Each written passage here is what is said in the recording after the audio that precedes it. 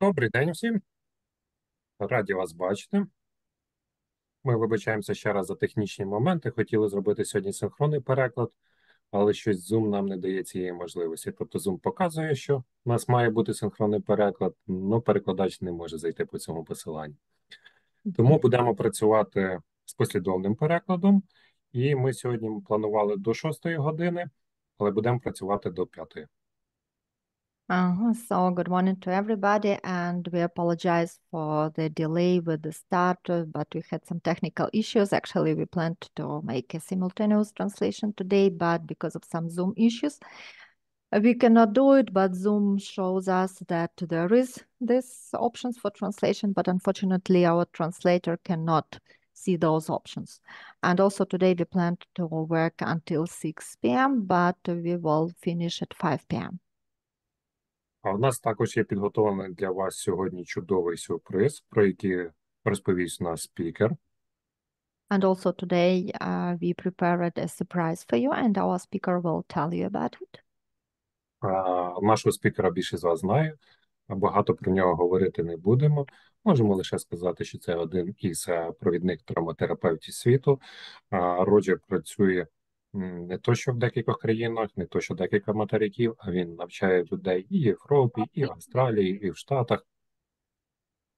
And talking about our speaker, I think that most of you are yet familiar with him. And Roger is not only the one of the well-known and really one of the best trauma therapists of the world, but also he is working not only at each part of the world, but he is teaching people either in Europe or in America and all parts of the world. Незабаром, до речі, він має бути в Норвегії викладати дещо. Роджер співпрацює з великою кількістю державних організацій в Сполучених Штатах і інших країнах світу. Ну і є автором багатьох статей і книг. Also soon Roger will teach in Norway, and also he is an author of numerous articles and books. Так, ми будемо робити запис сьогоднішньої нашої зустрічі, тільки тої частини, де не будуть розглядатися випадки, які буде демонструвати Роджер. Also, we will make a record of today's meeting, except of those parts which will contain video. З перекладом нам допомагає Ольга. And Olga helps us today with the translation. І передаємо слово Роджеру. So, dear Roger, you are welcome to speak. Okay. First, Volodymyr, could I ask you to turn off the video just for 1 minute? Mm-hmm. Mm-hmm. So,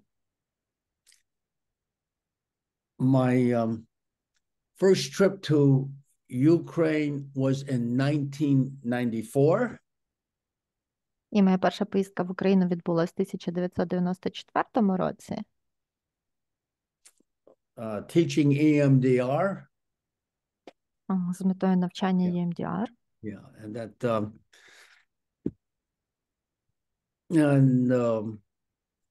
but I came back in 2016 and 2021 online. А потім я ще раз повернувся в 2016 році, і потім ще навчав у 2021, це було онлайн.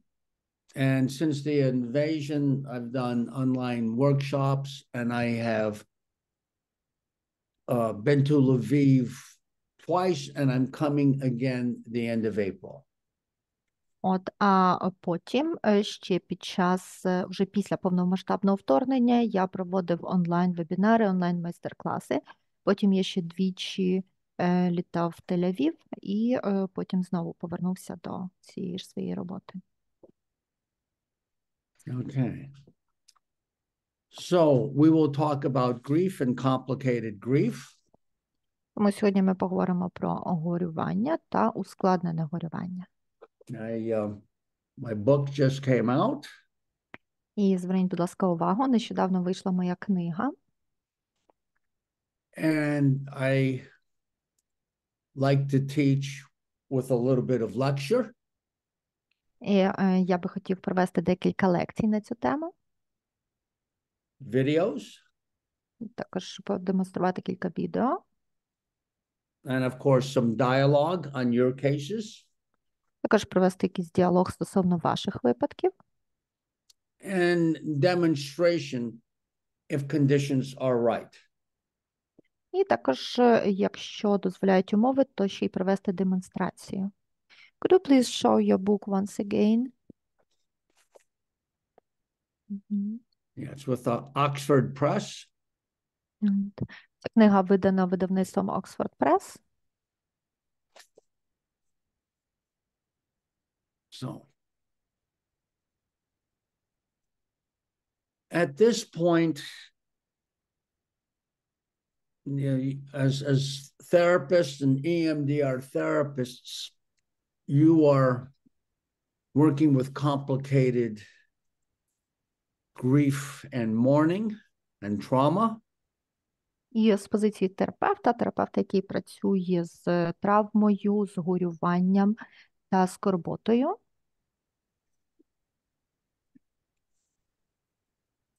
So prolonged grief disorder is diagnosed when grief symptoms persist for more than 6 months. От хочу сказати, що діагноз розлад подовженого горювання ставиться тоді, коли симптоми горювання присутні більше, ніж 6 місяців. According to the ICD-11. Відносно МКХ, це відповідно класифікації МКХ-11. Or 1 year. Або according більше, to the DSM-5. або більше 1 року, відповідно до класифікації DSM-5.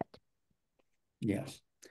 But let's lay down a foundation. Але давайте закладемо основи цього поняття.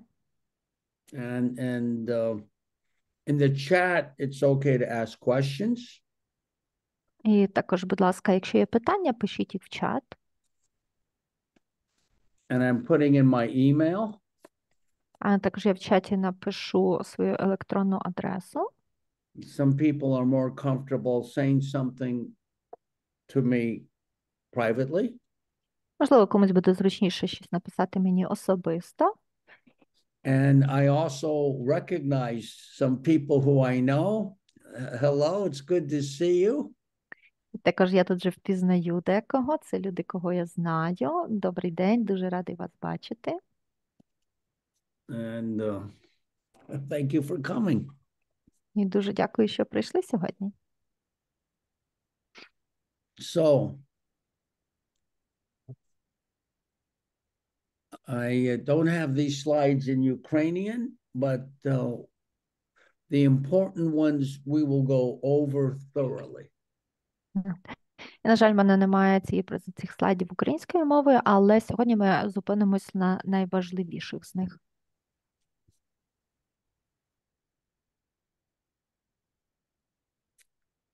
So this is a nice quote from Elizabeth Kubler-Ross and David Kessler. І тут ви бачите цитату Елізабет Кублер-Росс та Девіда Кеслера. The reality is you will grieve forever. Реальність така, що горювати ви будете вічно. You will not get over the loss of a loved one. Ви ніколи не позбудетесь втрати коханої людини, рідної людини. So, you know, a trauma we resolve. We can talk about trauma resolution. Тобто травми можна позбутися. Тобто ми можемо говорити про певне розрішення травми. Grief is something that we adapt to and learn to live with over time. А горювання – це щось, до чого ми можемо призвичаїтися і з чим ми можемо навчитися жити через якийсь час. You will heal and you will rebuild yourself around the loss you have suffered. Ви зцілитесь і ви відбудуєте себе навколо того горя, від якого ви страждаєте. You will be whole again, but you will never be the same. Ви знову станете цілісними, але ви ніколи не будете такими, якими були раніше. Nor should you be the same, nor would you want to. Ні, якими ви могли би бути, ні, якими ви хотіли би бути. Parents who have lost children,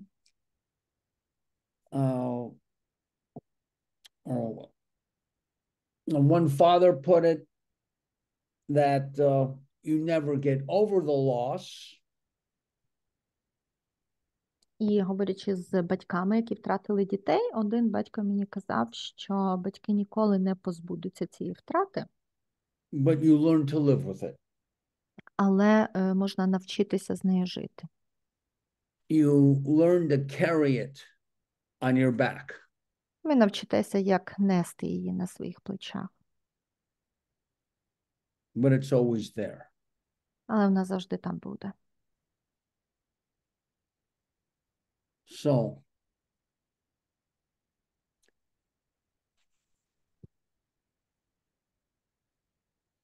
to give you a summary, Тому, підсумовуючи вище сказане,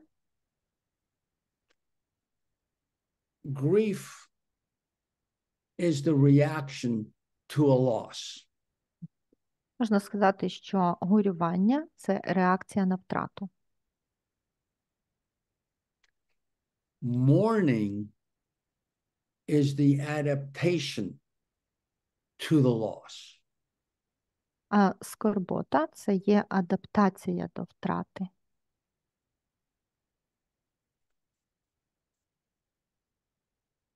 What complicates the grief was a number of factors, including trauma. От. А що ускладнює горювання, то це може бути дуже багато різних факторів, включаючи травму. Sudden, violent, and intentional loss complicates the grief. Раптова, насильницька і надмірна втрата також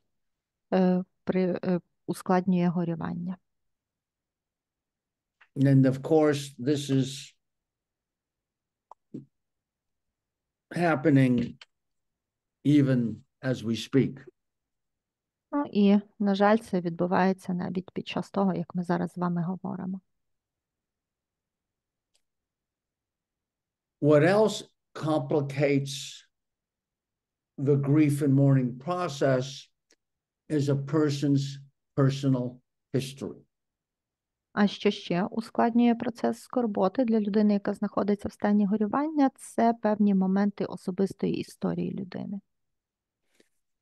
Previous unresolved loss, Якісь попередні невирішені втрати, previous unresolved trauma, якісь попередні невирішені травми. and especially childhood difficulties, childhood attachment issues. І особливо певні труднощі в дитячому віці, а особливо розлади прив'язаності. Research has shown that attachment style, attachment orientation accounts for the variance in grief.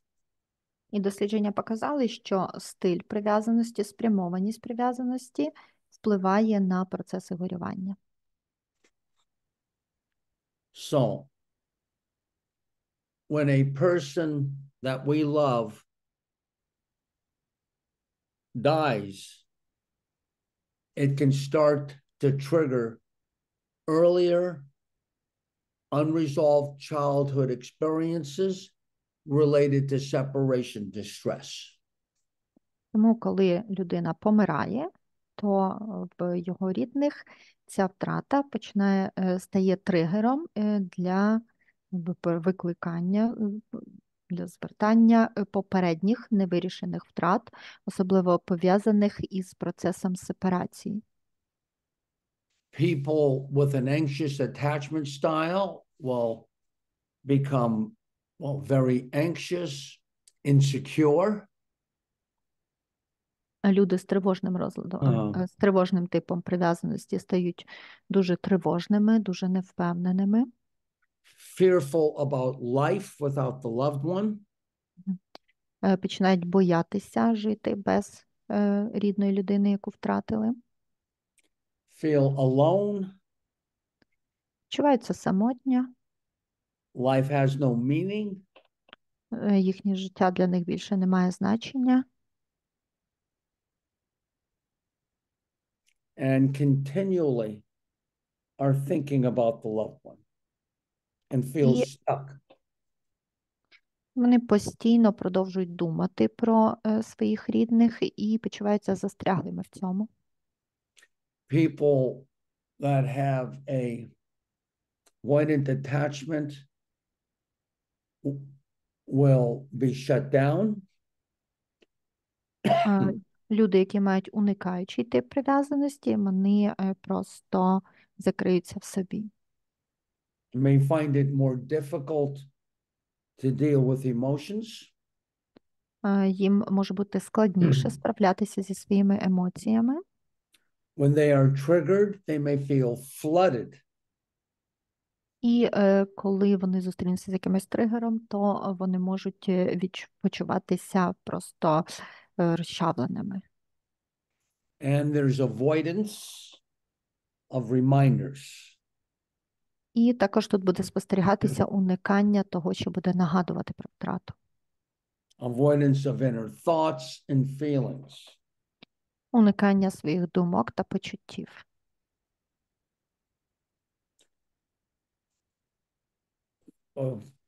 Somebody with disorganized attachment typically has a history of neglect and abuse.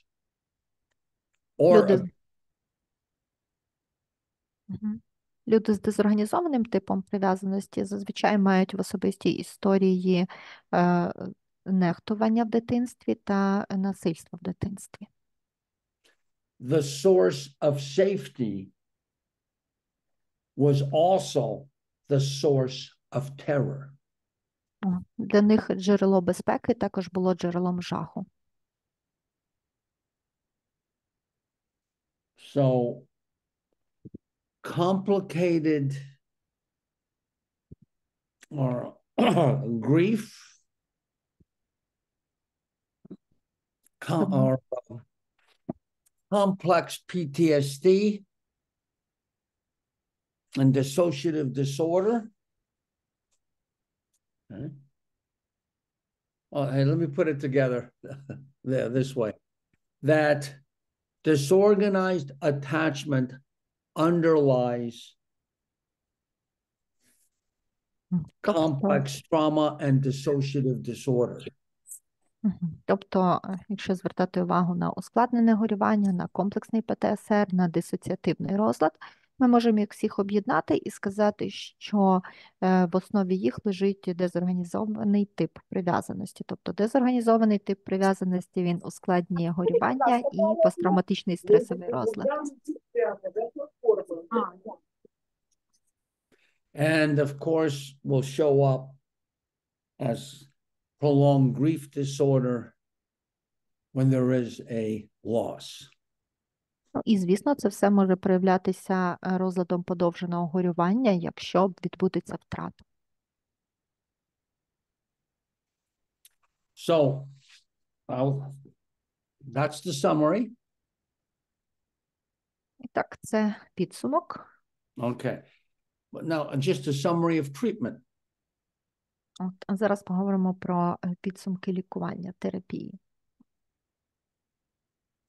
Of course, the therapeutic relationship is important. Терапевтичні стосунки дійсно важливі. I'm sorry, Roger, should the slides be changing because we see the first one that Not you yet. started? No, Ага, I'm окей. just giving a summary. Окей, thank you. Ні, так, все правильно. Це один слайд поки що і має бути. Okay. Then I'll go over the slides. Мгм. So we can approach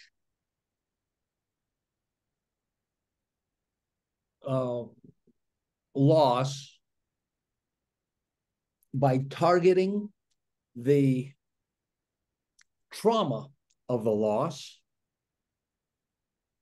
Like, for example, the moment the person got the news.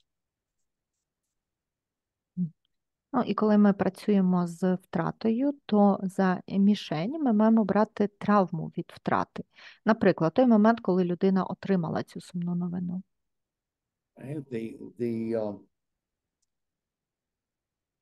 So if we process the trauma, this helps the person to go through the mourning process.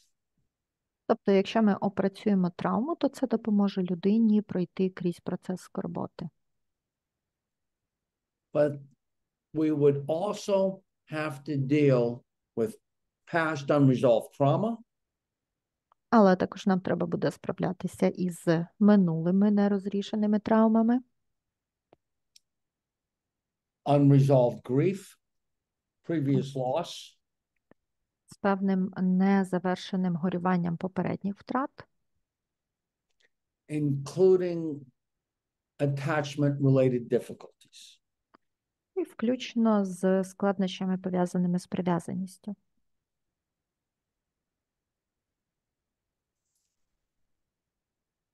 So the goal, of course, is to help our client adapt. Ну, нашою метою, звісно, першочергово є допомогти клієнту адаптуватися And to be able to think of the loved one with positive, heartfelt memories. і думати про загиблу рідну людину з позитивними, щиросердними спогадами. The connection to the loved one does not go away. It transforms. І зв'язок з рідною людиною, він нікуди не дівається, він трансформується.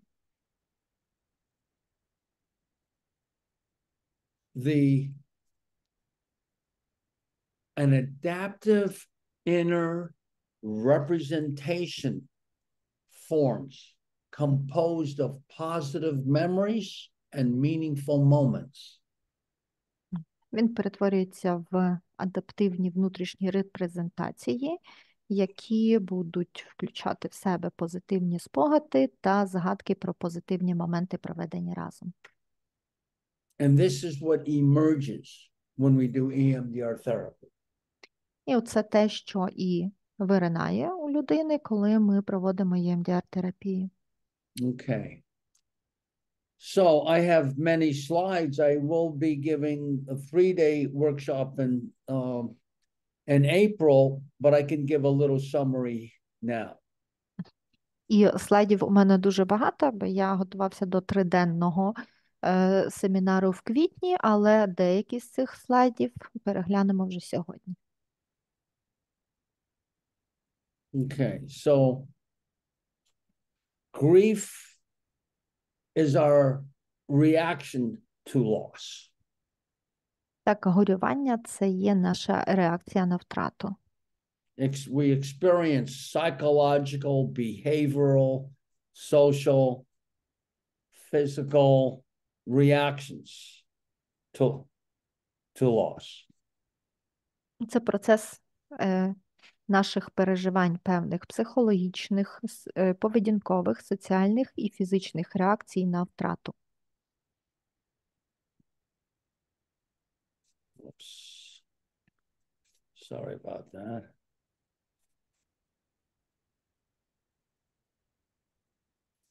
Mourning, put it simply, is the adaptation to the loss. А скорбота, так щоб сказати просто, це є адаптація до втрати.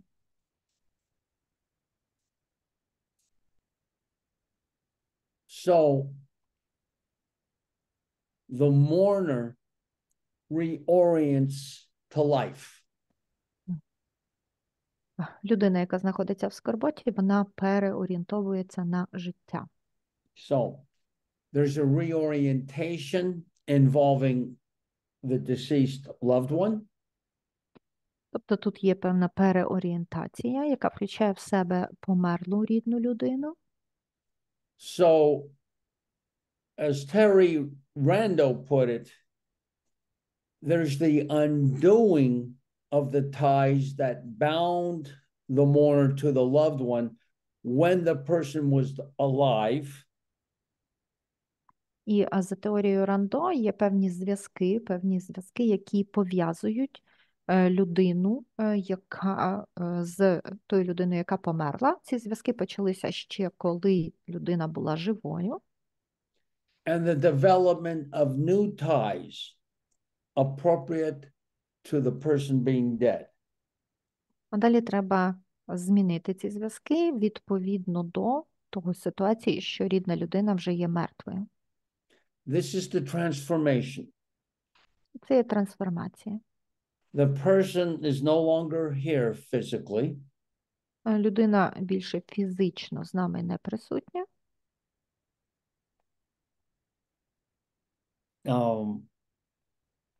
But there will always be a connection and a relationship. Але з нею завжди буде зв'язок та певні стосунки. And as I said before, it's characterized by meaningful, heartfelt memories. І, як я вже казав перед цим, це буде характеризуватися щиросердними, сповненими змісту спогадами. Now, what if the memories are not good? Зараз деякі спогади не хороші. There was a traumatic childhood. Було, наприклад, травматичне дитинство. The loss can trigger the previous unresolved trauma involving the person who died. І втрата може стати тригером для попередніх невирішених втрат, включаючи і людину, яка померла. And so we treat the childhood trauma. Тому треба спочатку провести терапію дитячих травм.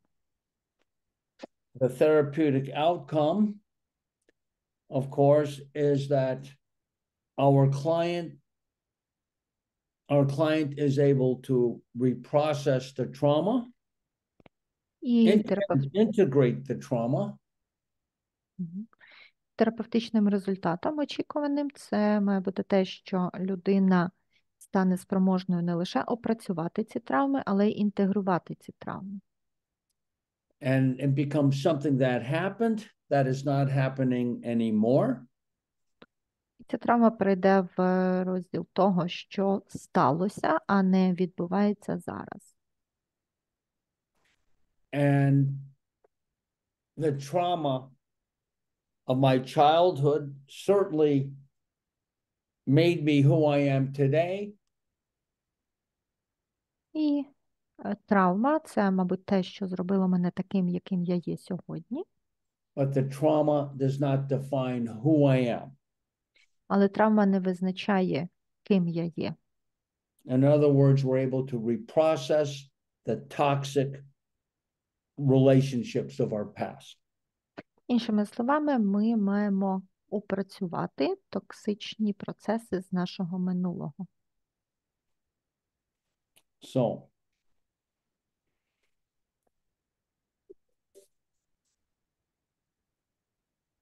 and of course, part of mourning, well, the mourner changes. The world is different. The mourner's different. І, звісно, людина в скорботі змінюється, тому що світ змінюється, і людина в скорботі також змінюється. The mourner has to adapt to the loss by revising their assumptive world and their identity. І людина в скорботі повинна адаптуватися, пристосуватися до нового світу шляхом перегляду світу своїх припущень і своєї ідентичності. And the external world is different. Але і зовнішній світ змінюється. And now the person has to adapt І тепер людина the world повинна without the loved one. тепер людина повинна пристосуватися ще й до світу без рідної людини. The world is different, Бо світ змінився. but still worth reinvesting in. Life can still be fulfilling. Але світ все одно вартий, щоб в нього реінвестувати, вкладатися. Світ все одно вартий того, щоб в ньому бути. So,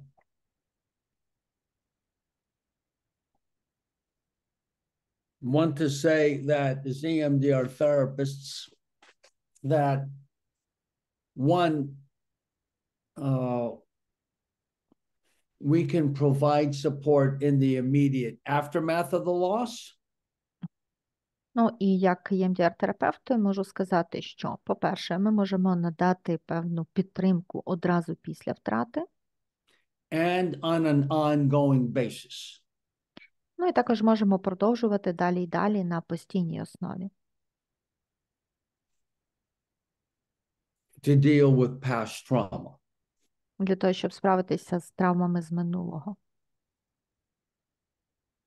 So this might be a good time to show just a little video. Думаю, зараз хороша ідея показати коротеньке відео.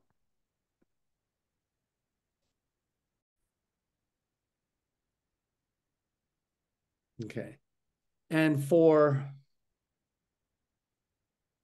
50%, the trauma was processed. І в половини з них, 50%, травма вже була опрацьована. For 25%, there was partial. От в 25% Resolution. відбувалось часткове розрішення, тобто часткове опрацювання травми. And for 25%, there was very little improvement. These were the complex people. А 25% отримували зовсім незначне покращення, і це були випадки комплексного ПТСР. All right.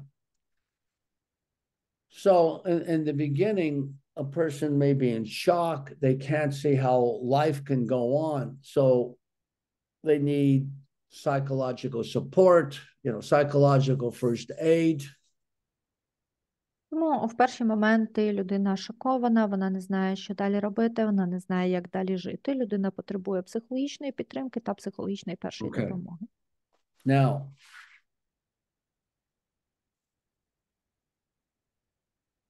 last time I was in Ukraine, I had a session with a wife and older daughter, a teenage daughter of a soldier who was killed. Maybe it was 2 days after they found it out. І коли я був в Україні, у мене була сесія з жінкою і старшою донькою підлітком загиблого солдата. І ця зустріч у нас відбулась буквально через 2 дні після того, як вони дізнались цю новину. Their therapist was with me. Зі мною був терапевт їхній. And at that time, the wife and daughter both were numb, still somewhat in shock. В принципі, на той момент вони обидві, і донька, і мати були в стані заціпеніння, вони були в стані шоку. So it's the time to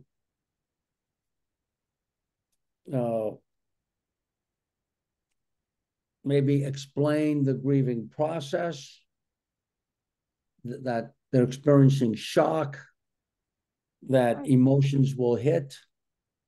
принципі, це був досить підходящий час, щоб пояснити їм, власне, як протікає процес горювання, пояснити, що зараз вони в стані шоку, що так, їхні емоції дещо пригнічені. I could listen to the concerns. Я зміг вислухати їхні скарги, The guilt. вислухати про провину. I didn't want him to go, but he went. Maybe I could have done more to stop him going. В принципі, хотів зробити так, щоб ця провина в них зменшилася, але мені цього не вдалося. Можливо, їм хотілося її відчувати. We could have had more children, so because if we had 3 children, he wouldn't have had to go. І вони мали цю провину, що чоловік пішов на війну, і вона казала про те, що якби ж у нас було більше дітей, якби ми мали 3 дітей, то тоді він би міг не йти на війну. So this is where we can listen. Ну і ми просто могли сидіти і навіть їх просто вислухати. Try and of course try to explain, too, that things happen beyond our control. Ну і також ми пояснювали їй, що деякі речі трапляються поза межами нашого контролю.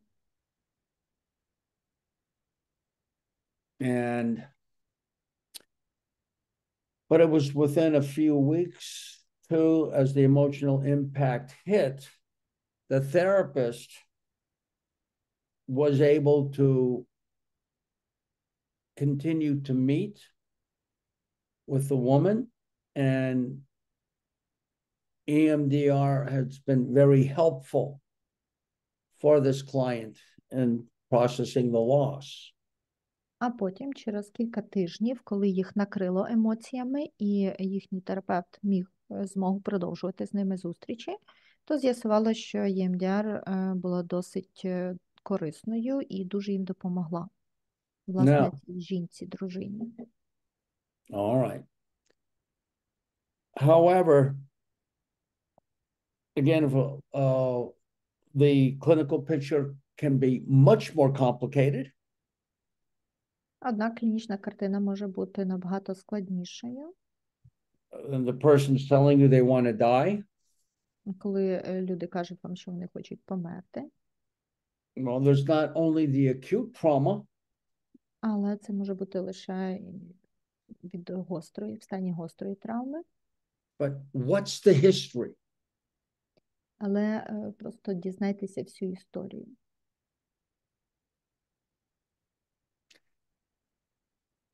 Again, complicated grief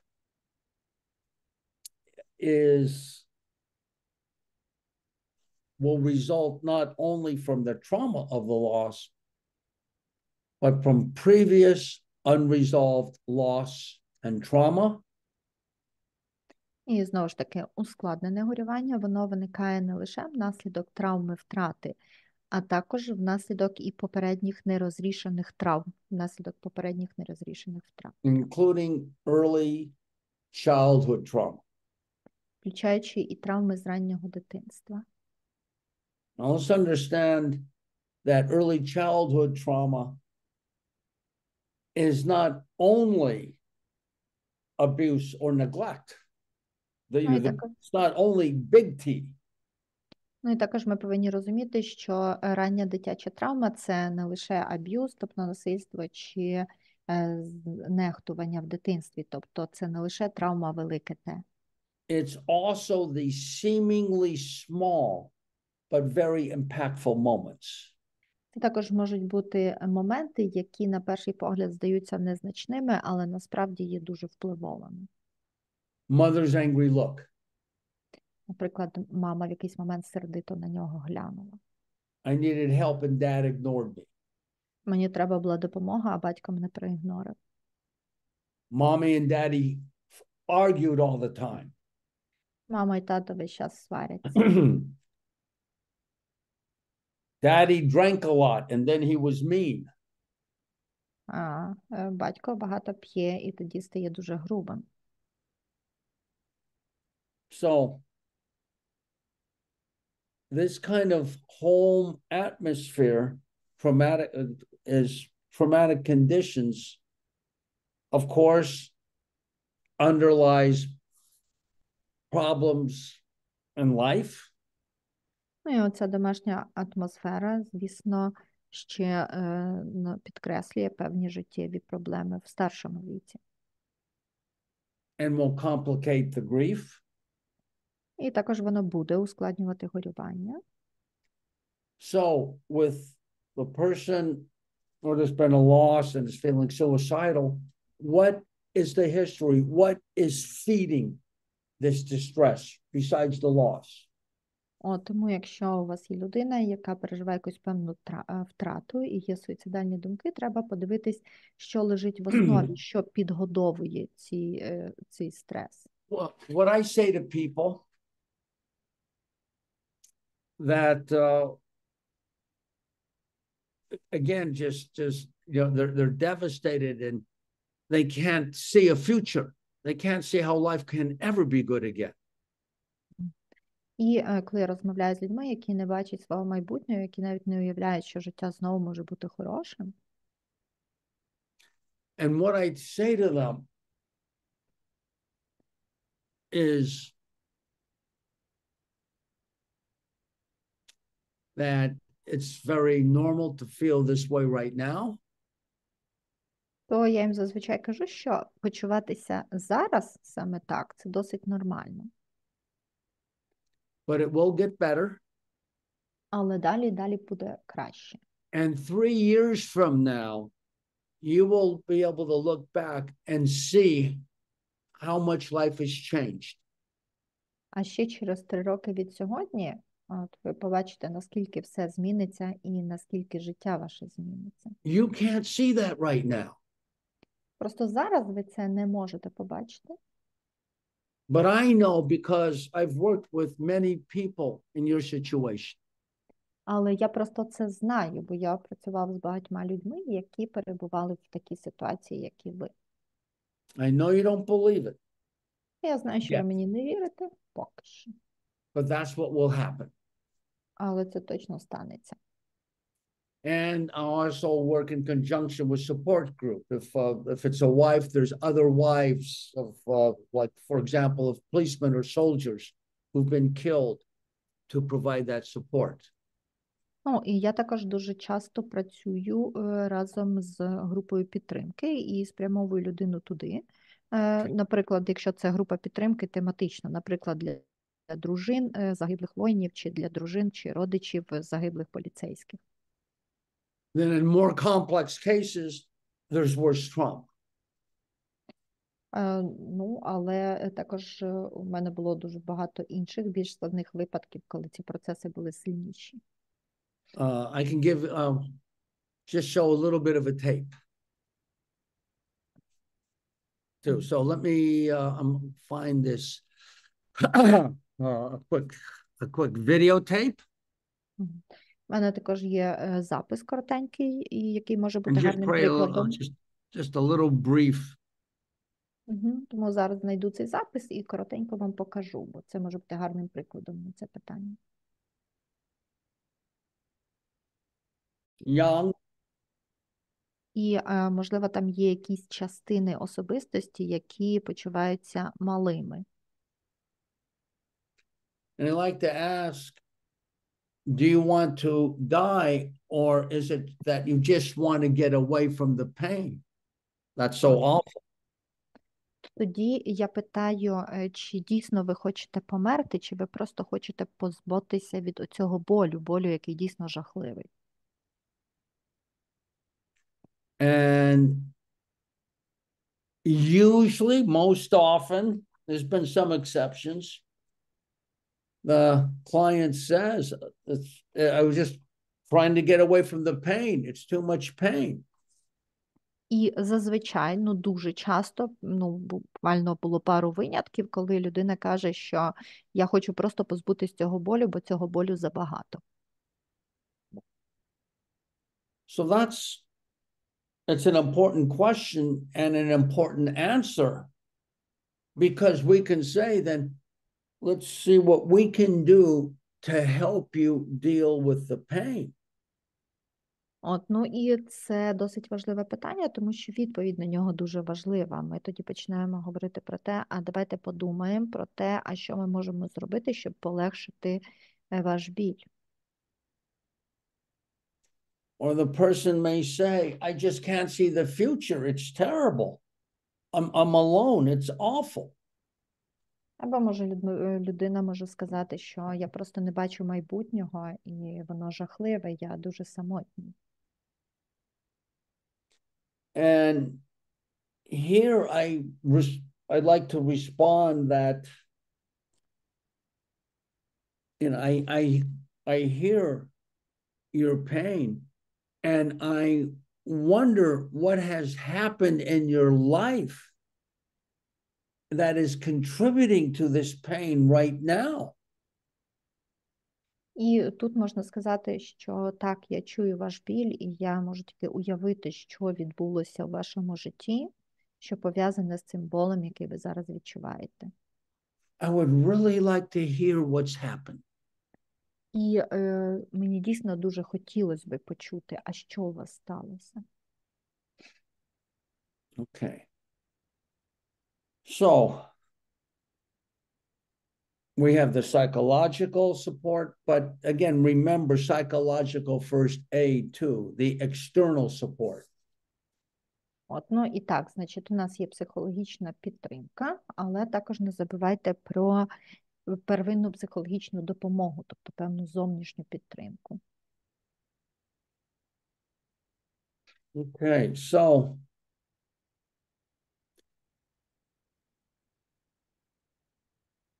as I'm noticing wondering if it's time for a short break and then we can come back.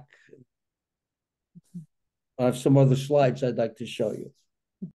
Якщо клієнт каже ні. Під час запитання, чи можете ви справитися, що якщо клієнт скаже ні? A question from Dana. So what if after the question to the client, what do you think? Can you cope with it? Can you deal with it? What if the client's answer is no? So then we would explore that further, and I would know that I would have to provide more concrete support and structure and help the client access available resources. Тоді я буду досліджувати це питання більш глибше і також буду вже більш прицільно давати певну підтримку і будемо з клієнтом досліджувати всі доступні ресурси. I know I would have to provide more support. Я тоді просто знаю, що мені треба надати більше підтримки.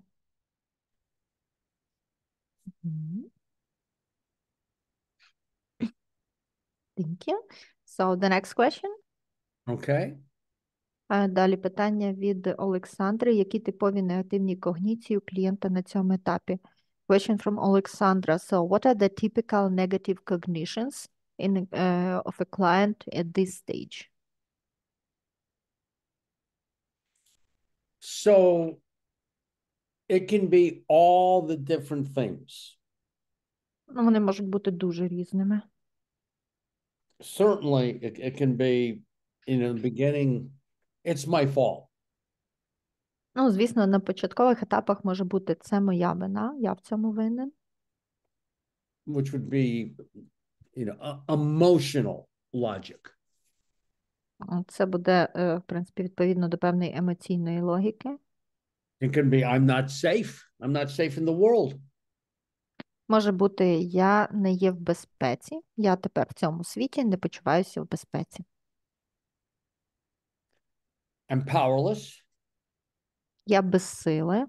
Especially if the mourner was dependent on the person who died, it's, of course, the trauma is worse.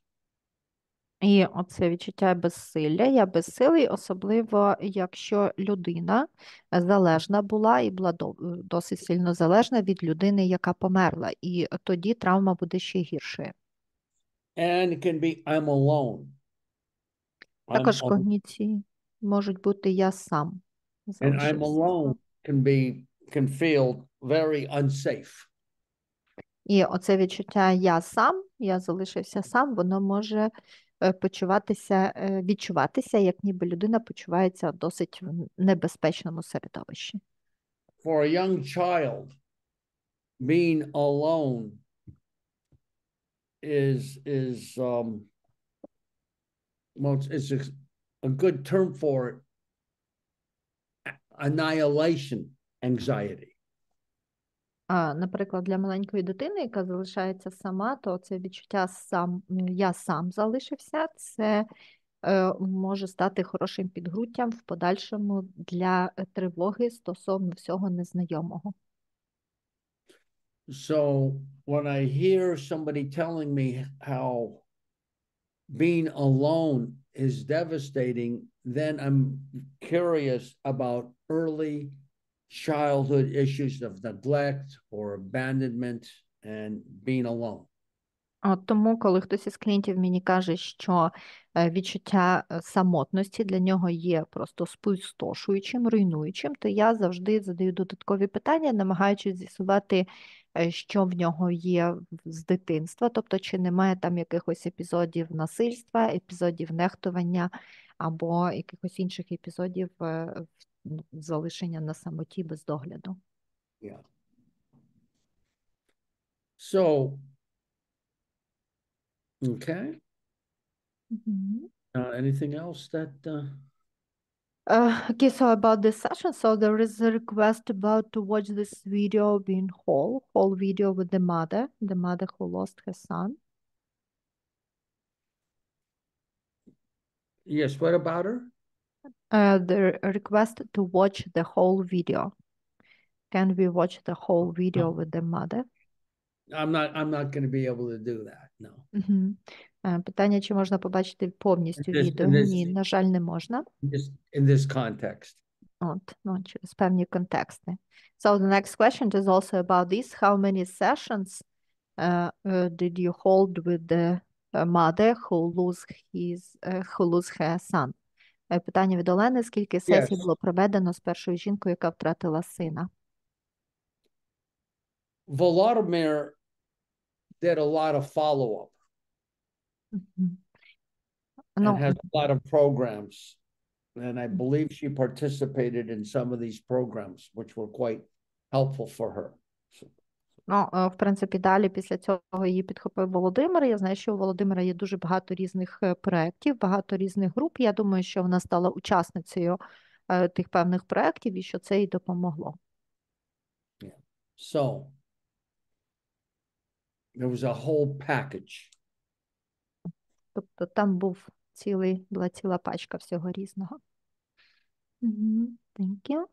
І питання від Наталії, чи Роджер працює з цими моментами по стандартному протоколу, і питання про позитивні когніції, чи в цьому випадку ми самі пропонуємо на етапі інсталяції, якщо на початку людині складно сформулювати. The next question from Natalia. So, do you work with these moments? I mean, probably this crisis first moments. So, do you work with those moments by standard EMDR protocol?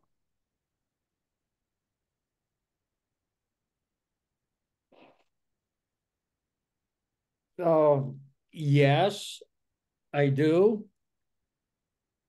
But the standard protocol is very flexible. Так, працюю по стандартному протоколу, але стандартний протокол, він досить гнучкий. We can use EMD. Тут ми можемо застосовувати навіть EMD. Or more refocused reprocessing. Або певного репроцесуалізації з зміною фокусу. In other words, we have some control over how deep things go, because we can go back to target more often. От. І в цьому процесі ми можемо мати глибший контроль над нашою мішенню, тому що ми тоді частіше повертаємося до мішені. So, and of course, there's recent event protocols. Ну, і також існує ще ж протокол для нещодавніх подій. There's Flash. От. Є також флеш-протокол. Which is, and there's other methodologies as well that are helpful for calming and providing psychological first aid. Ну, і також є інші методологічні моменти, які допоможуть заспокоїти та надати первинну психологічну допомогу. And thank you very much. And the next question about the positive cognitions in this case. So are we offering positive cognitions by ourselves at the installation stage if at the beginning it's hard for the person to make a positive cognition? Yeah. Well, let me say it can be very difficult to get a negative cognition or a positive cognition because there's so much emotion. In which case, there's times we proceed with processing without the negative cognition. Ну, хочу сказати, що сформулювати позитивні когніції іноді буває так же складно, як і сформулювати і негативні когніції. Тобто людині взагалі складно сформулювати когніції, тому що людина переповнена емоціями, і буває так, що ми і саму репроцесуалізацію робимо без когніцій.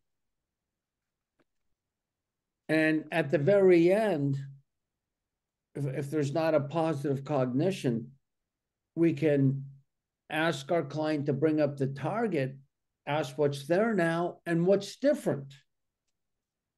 А якщо процес уже добігає кінця, і в людини все одно нема позитивних когніцій, тоді ми можемо знову повернути людину до мішені і запитати, що саме змінилося. And then we can evolve a positive cognition. І тоді ми можемо з цього сформулювати, тобто викликати цим позитивну когніцію. And remember what a negative cognition is. А також пам'ятаєте, що таке негативна когніція? It's the meaning of that moment to the self. Це є значення того негативного моменту для я людини. And a positive cognition is a therapeutic goal. От. А позитивна когніція – це і наша терапевтична мета. So it's worthwhile to take the time you need to get a good negative cognition because that's just good therapy. Тому іноді треба використати достатньо часу для того, щоб правильно сформулювати негативну когніцію, тому що від цього залежить хороша терапія.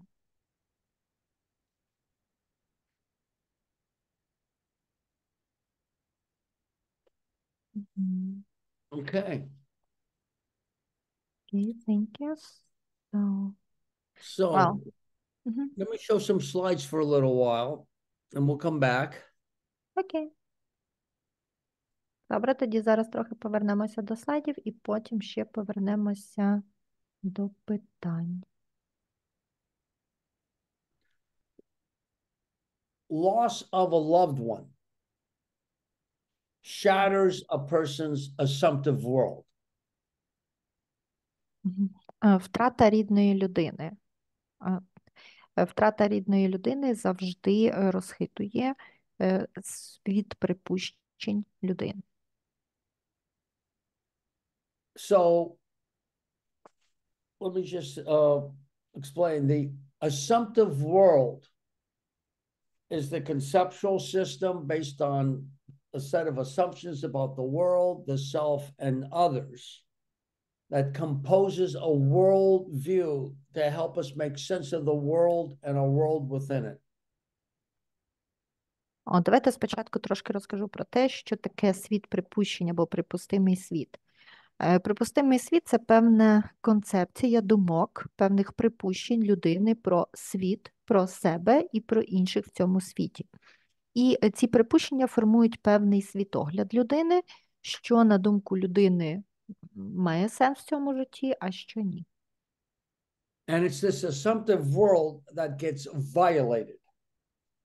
І тут відбувається так, що над цим світом припущень здійснюється якесь насилля. It's these basic assumptions that, for example, it's a benign universe. Nothing bad will happen to me. І основні припущення людини щодо світу, в якому вона існує, вони можуть бути дуже різними і можуть бути, наприклад, такими різко позитивними. Наприклад, цей світ дуже справедливий і зі мною нічого поганого не може стати. It's a meaningful world where there's control. Цей світ сповнений сенсом і я можу його контролювати. And bad things don't happen to good people. Або, наприклад, що погані речі трапляються лише з поганими людьми. Okay, so these are the kind of worldviews that get shattered. Ну, і оце є деякі з можливих припущень, певних світоглядів людей, які можуть просто знищитись. And this makes the loss traumatic. І це робить цю подію ще більш травматичною. So the mourner grapples with meaning. How could this happen? It doesn't make sense. Також, коли відбувається втручання в світ наших припущень, тоді відбувається також певне розхитування моменту сенсів. Тобто, чи і досі має сенс те, що для мене мало до цього. Questioning one's faith. Where's God? Why would God permit this? Також тоді ще починається і питання до Бога. А де ж ти був, Боже? Як же ж ти це допустив? And preoccupation with causality. As human beings, we try to make meaning. We try to understand. And some things are too much to understand. Також люди починають занадто сильно перейматися причинністю цієї події, шукати якийсь в ній сенс, якісь зв'язки, але, на жаль, дуже багато в нашому світі відбувається такого, що ми не можемо зрозуміти. Of course, feelings of guilt. I should have been able to do more. Також виникає почуття провини, що я повинен був зробити більше. And preoccupation with the deceased suffering. І також занадто сильна зосередженість на стражданнях померлого. And I can show you a video about that. І про це я вам також покажу відео. So, everybody grieves in their own way. І кожен скорбить в свій власний спосіб. So, what are the mediators? What determines? Так, хто ж може бути посередниками скорботи? Хто може на це Who впливати? died? По-перше, це має значення, хто був померлим, хто помер. And of course, the nature of the attachment and the relationship.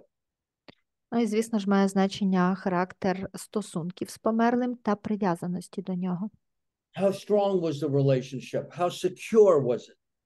Наскільки сильними та безпечними були ці прив'язаності, надійними? Or ambivalence and conflict? Чи вони були конфліктними, чи стосунки були амбівалентними? Were they dependent on the person? А можливо, була певна залежність від цієї людини. And of course, how the person died. Також як спосіб, в який людина померла. How close were they? Proximity. Як близько ви були до моменту смерті. And I know for so many people in Ukraine, your client, or they were right there at the bombing. They survived, but loved ones died. І я дуже знаю, що в Україні досить часто є така ситуація, коли люди разом були під час бомбардування, але хтось вижив, а їхні рідні загинули. Sudden, unexpected, and violence complicates the mourning. І смерті, які відбуваються раптово, неочікувано або насильницькі смерті, це саме ті фактори, які ускладнюють процес скорботи. And multiple losses. І також множинні втрати. Losing several family members at once. Наприклад, втратити кількох членів родини одночасно. And of course, this complicates the mourning. Звісно, цей фактор також ускладнює горювання і скорботу. It was preventable. Також фактор, наскільки цій смерті можна було запобігти. Or ambiguous. We don't know how the person died. Або також моменти невизначеності, коли ми не знаємо, як саме людина померла. Okay, or stigmatized death. So maybe AIDS or suicide for many people can have a stigma. Також стигматизовані смерті, певні смерті в певному віці, або, наприклад, смерть від самогубства, також в багатьох суспільствах є стигматизованими. And of course, history. Ще також, звісно, історичні аспекти, скажімо так. Previous losses. От. Попередні втрати цієї людини. Previous trauma. Попередні травми. And their mental health. Somebody who has a history of anxiety or depression, and now there's a loss, it's going to make everything worse. Також стан психічного здоров'я людини. Якщо у людини, наприклад, попередньо вже спостерігалась депресія або тривожні розлади, то, звісно, це також вплине в гіршу сторону на переживання втрати.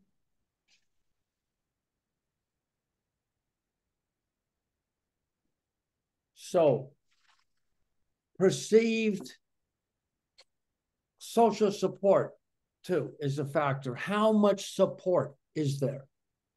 Також отримана соціальна підтримка також є таким фактором. Тобто, як багато підтримки людина отримала. And how much stress is already in the person's life? І також скільки стресу є на зараз в житті цієї людини. So,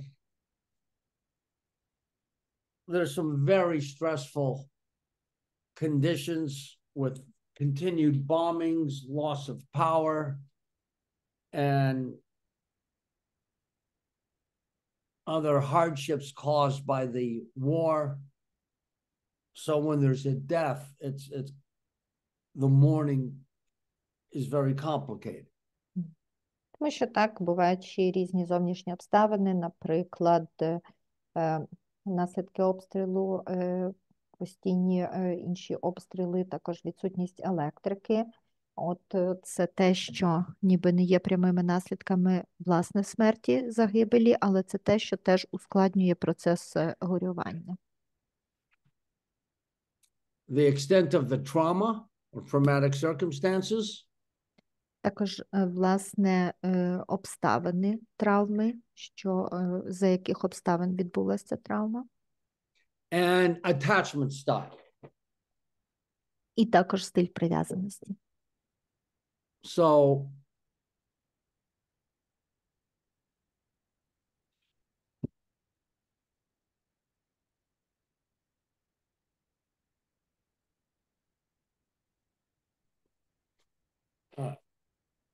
this is the important slide. The loss of a significant person in adulthood will evoke many of the same feelings that accompanied separation from an attachment figure in childhood. А цей слайд дуже важливий і також важливе твердження, що втрата значимої особи в дорослому віці розбудить дуже багато таких самих почуттів, які супроводжували сепарацію від фігури прив'язаності в дитинстві.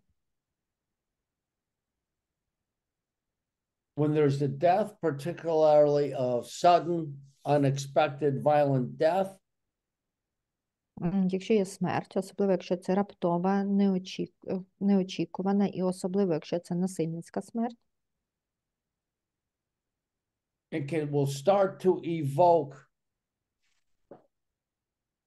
the same response. There'll be the same response to loss of connection that caused such distress when the client was young, as a child. то така травма, вона почне викликати такі самі відповіді, такі самі реакції і також пробуджувати такі самі зв'язки, які відбувалися в дитячому віці під час втрати когось, хто був фігурою прив'язаності, під час сепарації з ними. So those early child caregiver interactions impact how a person grieves. Тобто оті взаємодії, які відбувалися в ранньому дитинстві з фігурою прив'язаності, вони дуже багато в чому визначають, як в подальшому людина буде горювати.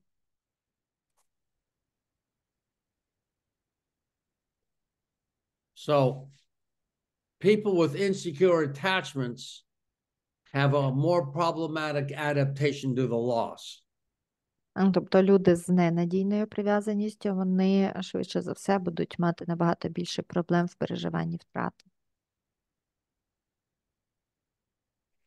Okay. So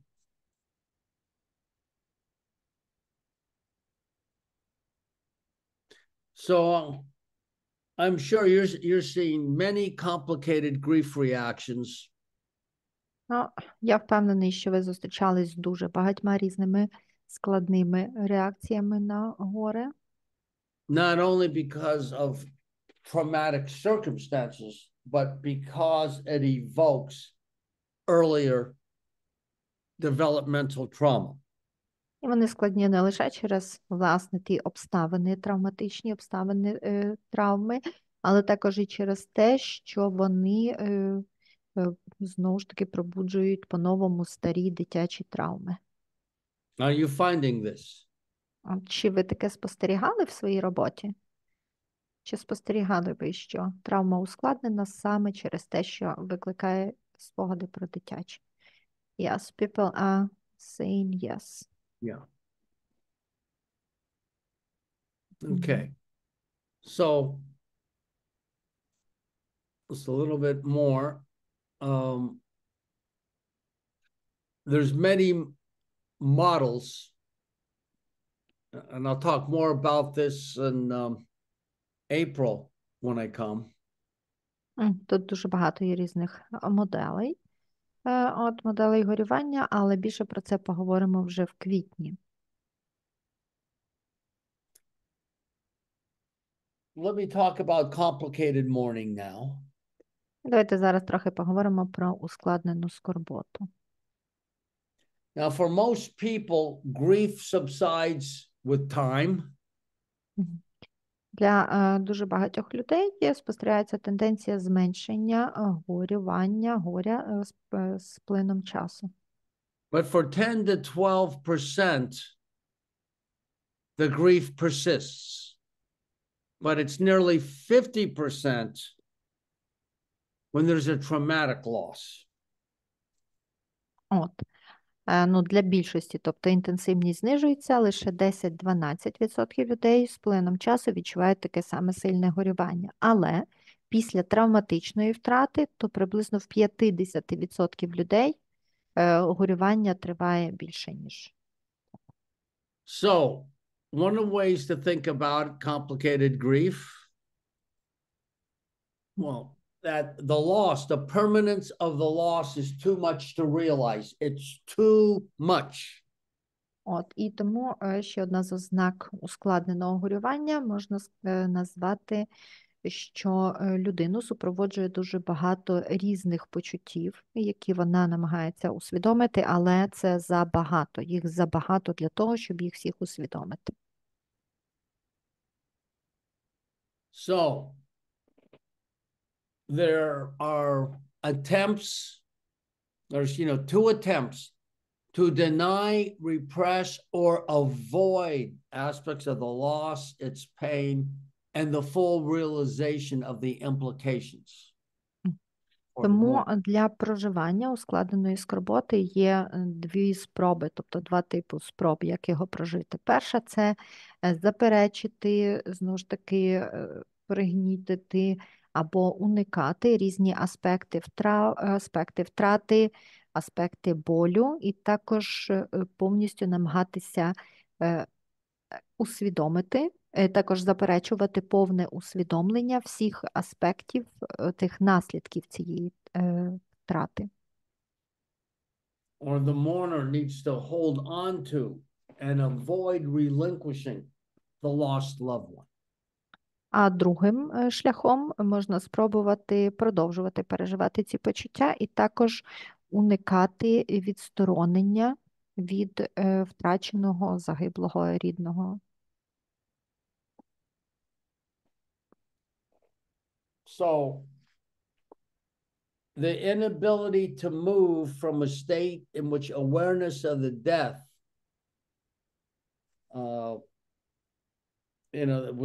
there's the fear, the pain, and the yearning, and this interferes with the mourner's ability to engage in normal everyday tasks. І також іноді буває, що людина не спроможна рухатися від стану усвідомлення цієї смерті, яка часто супроводжується страхом, біллю, плачем, riданням, і це може втрутитися в щоденне життя людини, яка в скорботі, і завадити їй виконувати свої щоденні буденні завдання.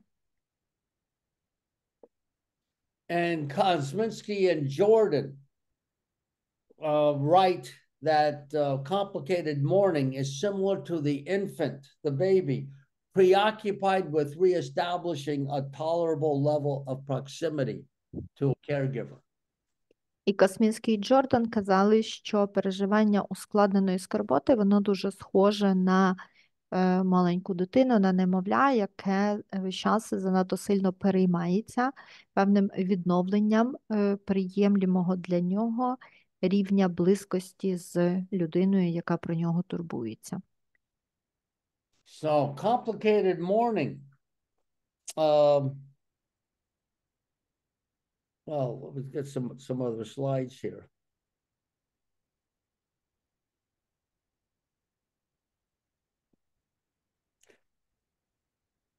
Prolonged grief disorder. Так, розлад подовженого горювання. Involves intense, painful emotions that persist for more than a year. Це розлад, який включає в себе надмірні болючі емоції, які присутні протягом більше, ніж 1 рік. Or more than 6 months in children after the loss of a loved one. Більше, ніж 1 рік для дорослих і більше, ніж 6 місяців для дітей після втрати близької людини. That's in the United States. In Europe, ICD-11, it's 6 months, not 12 months. От, але це за ДСМ, за американською класифікацією. Європа використовує класифікацію МКХ, тому там для обох термін 6 місяців. Немає терміну 1 рік для дорослих. Для дорослих і дітей 6 місяців. And there's many terms for this. So, complicated grief, traumatic grief, persistent complex bereavement disorder. There's been a lot of terms. І також для цього стану є дуже багато інших різних назв. Тобто розлад подовженого горювання ще також називають ускладнене горювання, травматичне горювання або подовжений розлад в нас розлад подовженого переживання складної втрати. The major symptoms. І так, основні симптоми розладу подовженого горювання. Intense sorrow and pain and rumination over the loss. Надмірна туга, біль і румінації стосовно втрати близької людини. That's all the person can focus on. They can only just focused on the death. То це все, на чому людина зосереджена. Людина весь час сфокусована лише на самому факту смерті. Extreme focus on reminders of the loved one. Також надзвичайно сильне зосередження на моментах, які нагадують про померлого. Or excessive avoidance. Або нав'язливе уникання таких нагадувань. Intense and persistent longing or pining. Надмірне або постійне присутнє туга за людиною, яка померла, або постійне сумування за цією людиною. Problems accepting the death. Також проблеми з, власне, прийняттям цієї смерті. Okay, or again, if there's avoidant attachment style, numbness, detachment. No Або, feeling. що більш характерно для людей з уникаючим стилем прив'язаності, це оніміння або повна відстороненість. And again, underline these symptoms. Well, the research shows there is a connection to insecure attachments. І знову ще раз наголошу на тому, що дослідження показали, що в основі багатьох цих розладів лежить, власне, ненадійна прив'язаність.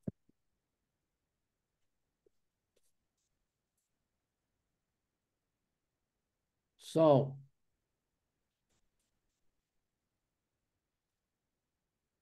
the person rarely enjoys any activity, has very few positive thoughts. Також людина дуже рідко насолоджується будь-якою діяльністю і також має дуже мало позитивних думок. And the person may experience many of the normal,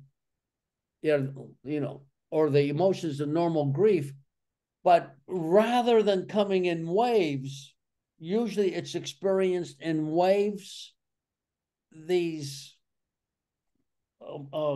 The grief emotions remain constant despite any comfort and support that's received from others.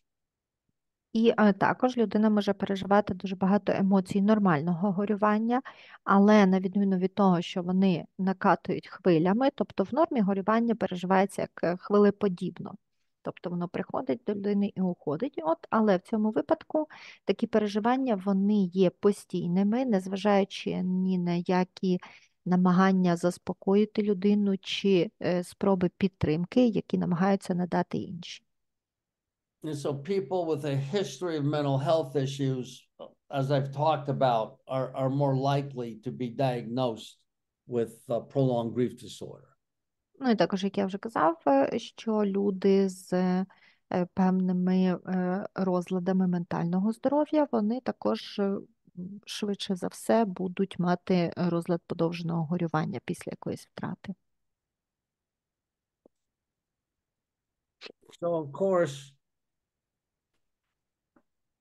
here's the AIP model. Це, бачите, тут схему терапії.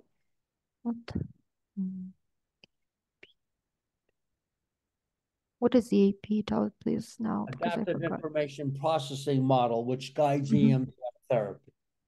От це схема терапії EMDR відповідно до моделі адаптивної репрезентації. But before I go on, I wanted to see if there's any questions or comments on what I just presented. Яка Мгм. лінія? Well, we have some more. На англійському Окей. язикі, Юля.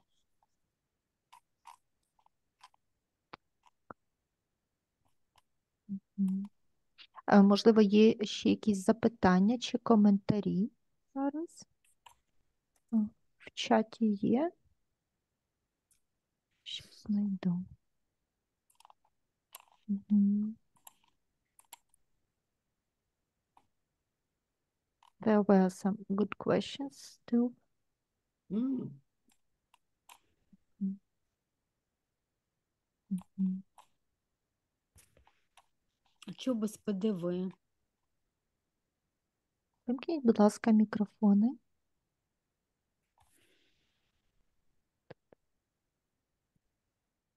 Ось питання. Якщо в когось є якісь питання чи коментарі, то, будь ласка, кажіть. Мгм. Питання від Ольги. Якщо людина не мала змоги поховати або тіло втрачено, що робити? A question from Olga. So, what if a person could not have a possibility to bury the body, or the body was lost? What should we do? This really complicates it. Not having a body complicates the grief. Okay. It can interfere with any sense of closure. Ну, це тоді дуже складний випадок, тому що кожен будь-який випадок відсутності тіла, він значно ускладнює процес горювання, тому що він вторгається, власне, в процес завершення, закриття цього процесу. Or like some is happening in Ukraine, the loved one that was kidnapped, taken to Russia. Або, наприклад, як те, що часто відбувається в Україні, коли когось з близьких викрали і забрали в Росію. And you just don't know what happened. І тоді ви просто не знаєте, що взагалі відбувається з цією людиною. So these are terrible situations. Ну, і, звісно, це жахливі ситуації. And we go to target. We would still target, starting with the ground zero, the moment they were told the news, or the moment of realization when it became real. We can at least start with that. Але тоді все одно ми беремо за мішень цю подію і працюємо з моментом, саме з того моменту, коли або ви отримали новину про цю смерть, або з моментом, коли ви усвідомили, що ця подія сталася. And what happens is, again, hopefully the person can start to integrate the loss to where this is something terrible that has happened and I may never know what happened. Ну і далі ми рухаємося в напрямку інтеграції взагалі самого цього процесу такої втрати, що я достеменно не знаю, що сталося, і, можливо, я ніколи і достеменно не дізнаюся, що саме там сталося. And the mourner has to accept and live with the fact they may never know. І людина в скорботі повинна прийняти той факт, що, можливо, вона ніколи не дізнається, що сталося, і жити далі з цим фактом. Okay. Mm-hmm. Now, if it's somebody who was kidnapped, again, we don't know, but there can be hope. А далі, якщо йдеться про когось, кого викрали, знову ж таки, ми не знаємо, що там відбулося, але тут завжди є надія. In circumstances where there was a bombing and no body, like for us, it was September 11th with the World Trade Center. So many bodies not recovered. They were dust.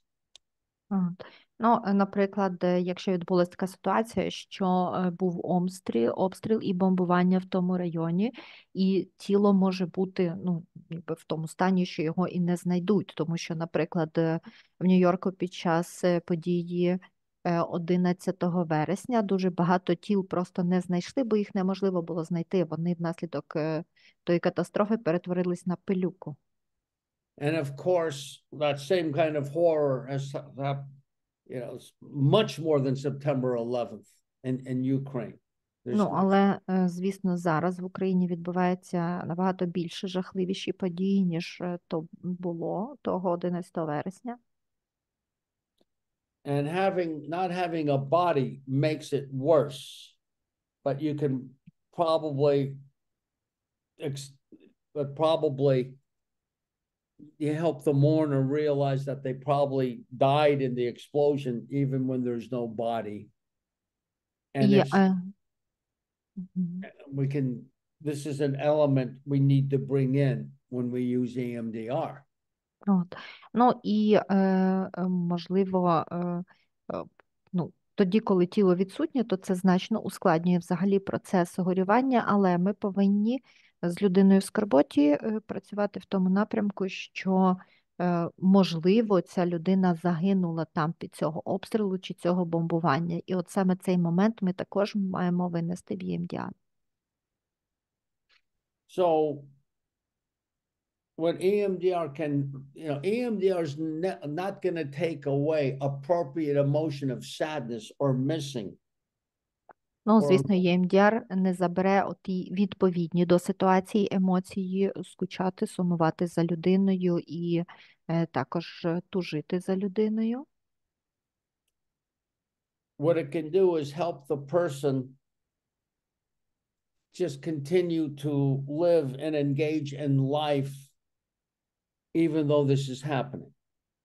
І все, що я можу як терапевт, це допомогти людині просто продовжувати жити життя, включаючись в різні життєві процеси, незважаючи на те, що сталося.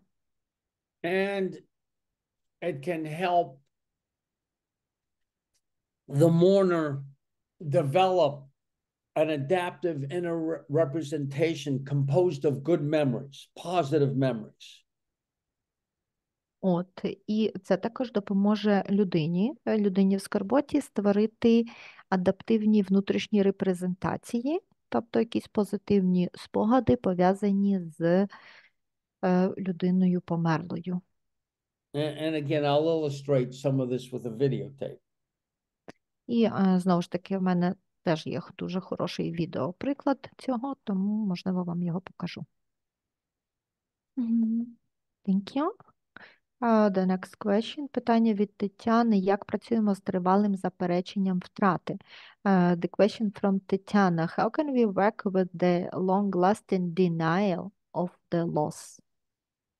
So when a person for a very long time denies a loss. Yes, that's so at some point, maybe a year later, you ask the person, what do you think happened? Ну, в такому випадку десь пізніше, можливо, там навіть через рік ви можете запитати людину, а на вашу думку, що ж там сталося? And that's, again, it can really be too much to accept the reality of it. It's too much. Але, знову ж таки, може бути такий момент, що це буде забагато. Тобто для людини зараз забагато прийняти всю реальність.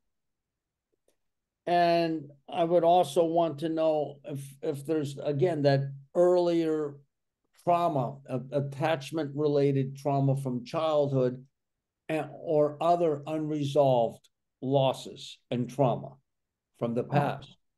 Ну і також це теж може ще бути пов'язане і ускладнюватися різними дитячими травмами та різними нерозрішеними попередніми травмами та втратами.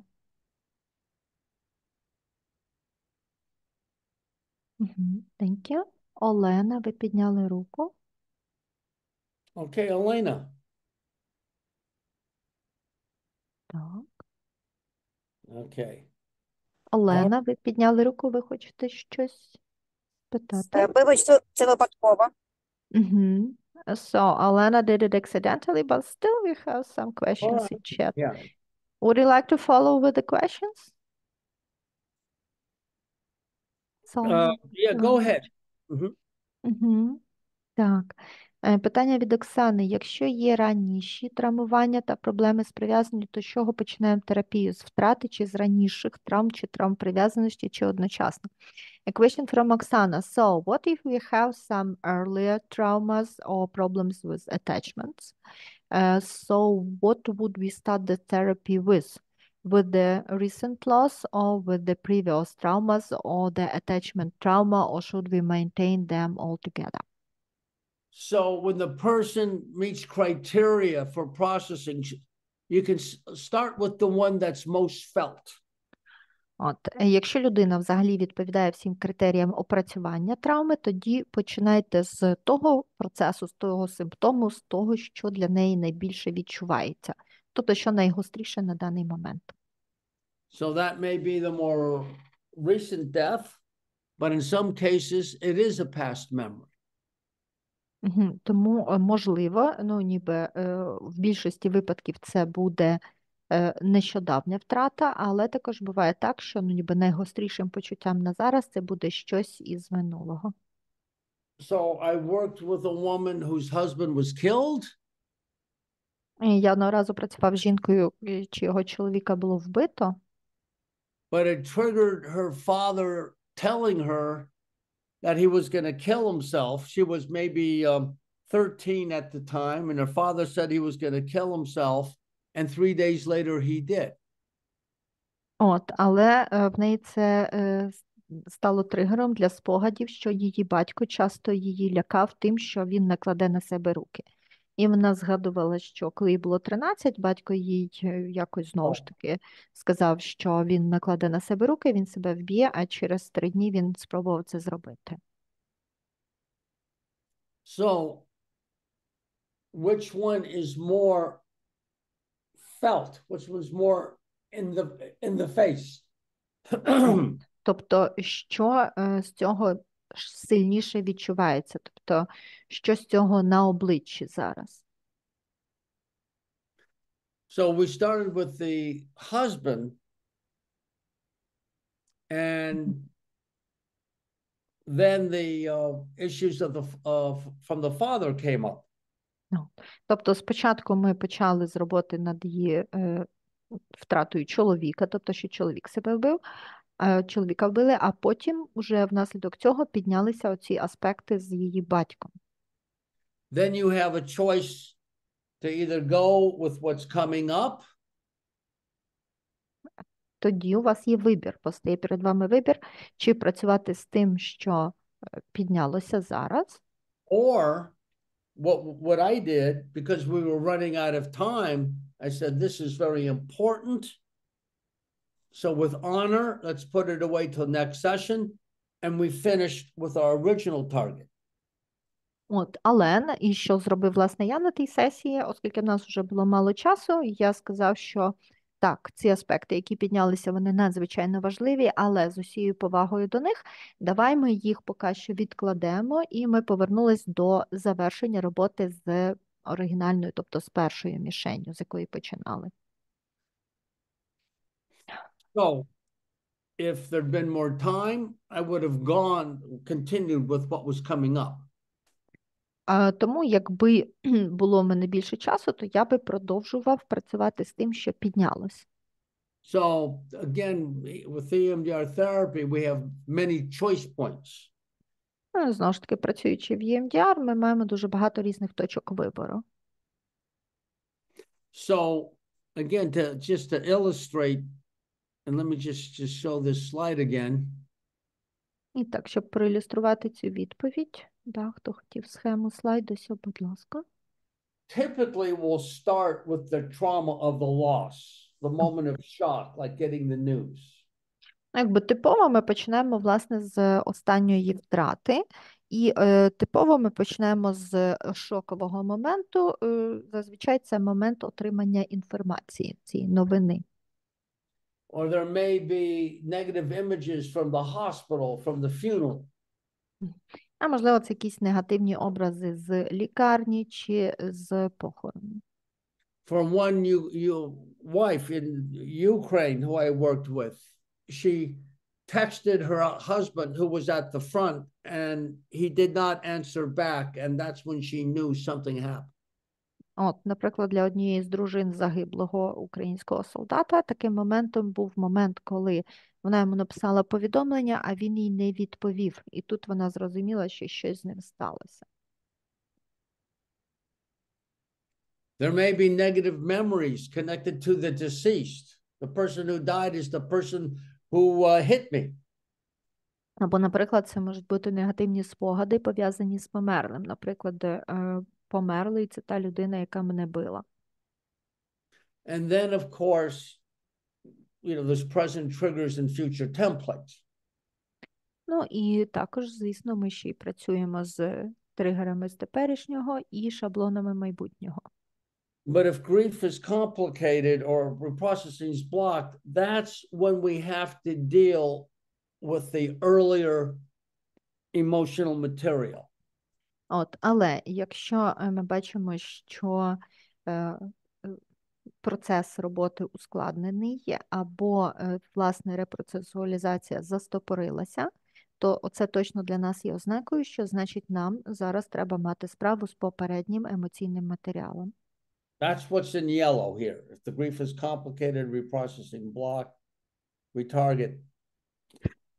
І оце, власне, те, що тут виділено жовтеньким. Якщо горювання ускладнене або репроцесуалізація блокується, тоді беремо за мішень.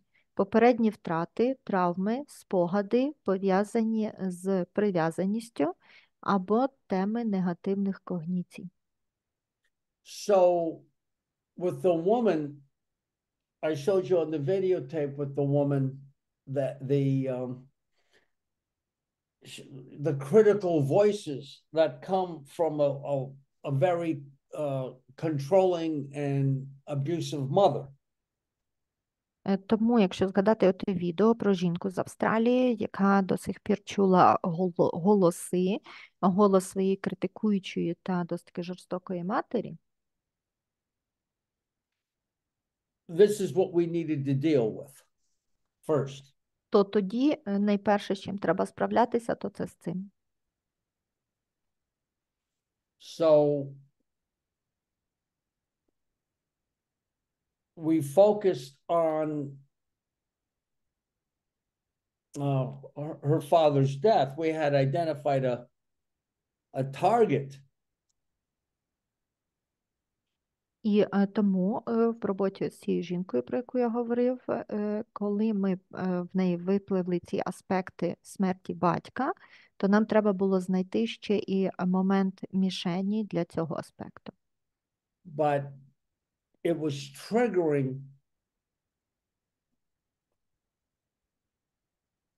triggering her trauma from childhood and that had continued in her life. So that's where we needed to go, starting with the past. Тобто ми тоді бачимо, що це було певним тригером, яке вело цю всю травму через все її життя. Тому в цьому випадку так, нам треба було почати працювати з моментами з минулого. So we targeted a specific memory involving the mother when she was young.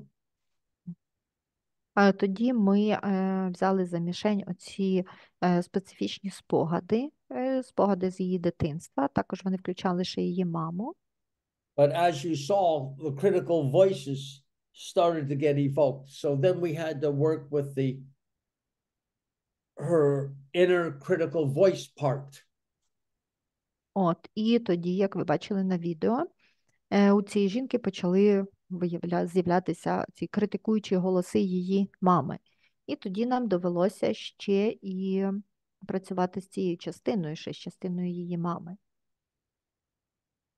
And it was after processing some of this childhood trauma and working with her parts that she could then start to mourn her father. І тут нам спочатку треба опрацювати всі її частини, і, зокрема, і її ці дитячі частини, які чують критикуючий голос матері, і лише після цього в неї почнеться нормальний процес скорботи за своїм батьком.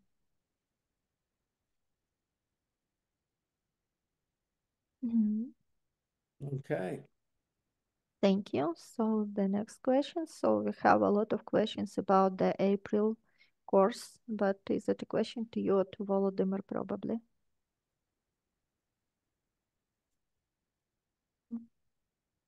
Okay. Uh, So we have a lot of questions about the April course, but probably it's a Yeah. question to Volodymyr or to you, Roger. Well, the April course is sponsored, is being organized by EMDR Ukraine. Багато питань бачу в чаті про курс в квітні. Це буде курс, який буде спонсоруватися організацією EMDR Україна. And there are some extra days I'm having for a program that will be organized by Volodymyr. Мгм. І в мене там теж буде кілька днів я буду вести, і їх мені організовує Володимир. Okay. And then sometimes there in the evening, I have time to have some personal sessions. От, і також там іноді по вечорам в мене буде час на проведення якихось особистих сесій. Thank As you very much. So Мгм. beyond that, I'm not, I don't know how it's being organized. Мгм. I just know how I'm getting to Lviv. Thank you. So Тобто, then, на це, then see what happens. тобто на це питання вам пізніше відповість Володимир. І тоді наступне питання від Наталії. Чи є якісь особливості ведення невизначеної втрати, коли не знайдене тіло? A question from Natalia. So, are there any peculiarities of working with ambiguous loss if when we don't have the body? So I would treat it the same way. Мгм. Ну, тут я працював би так само, як щойно розказував. So we start with as I'm thinking of September 11th.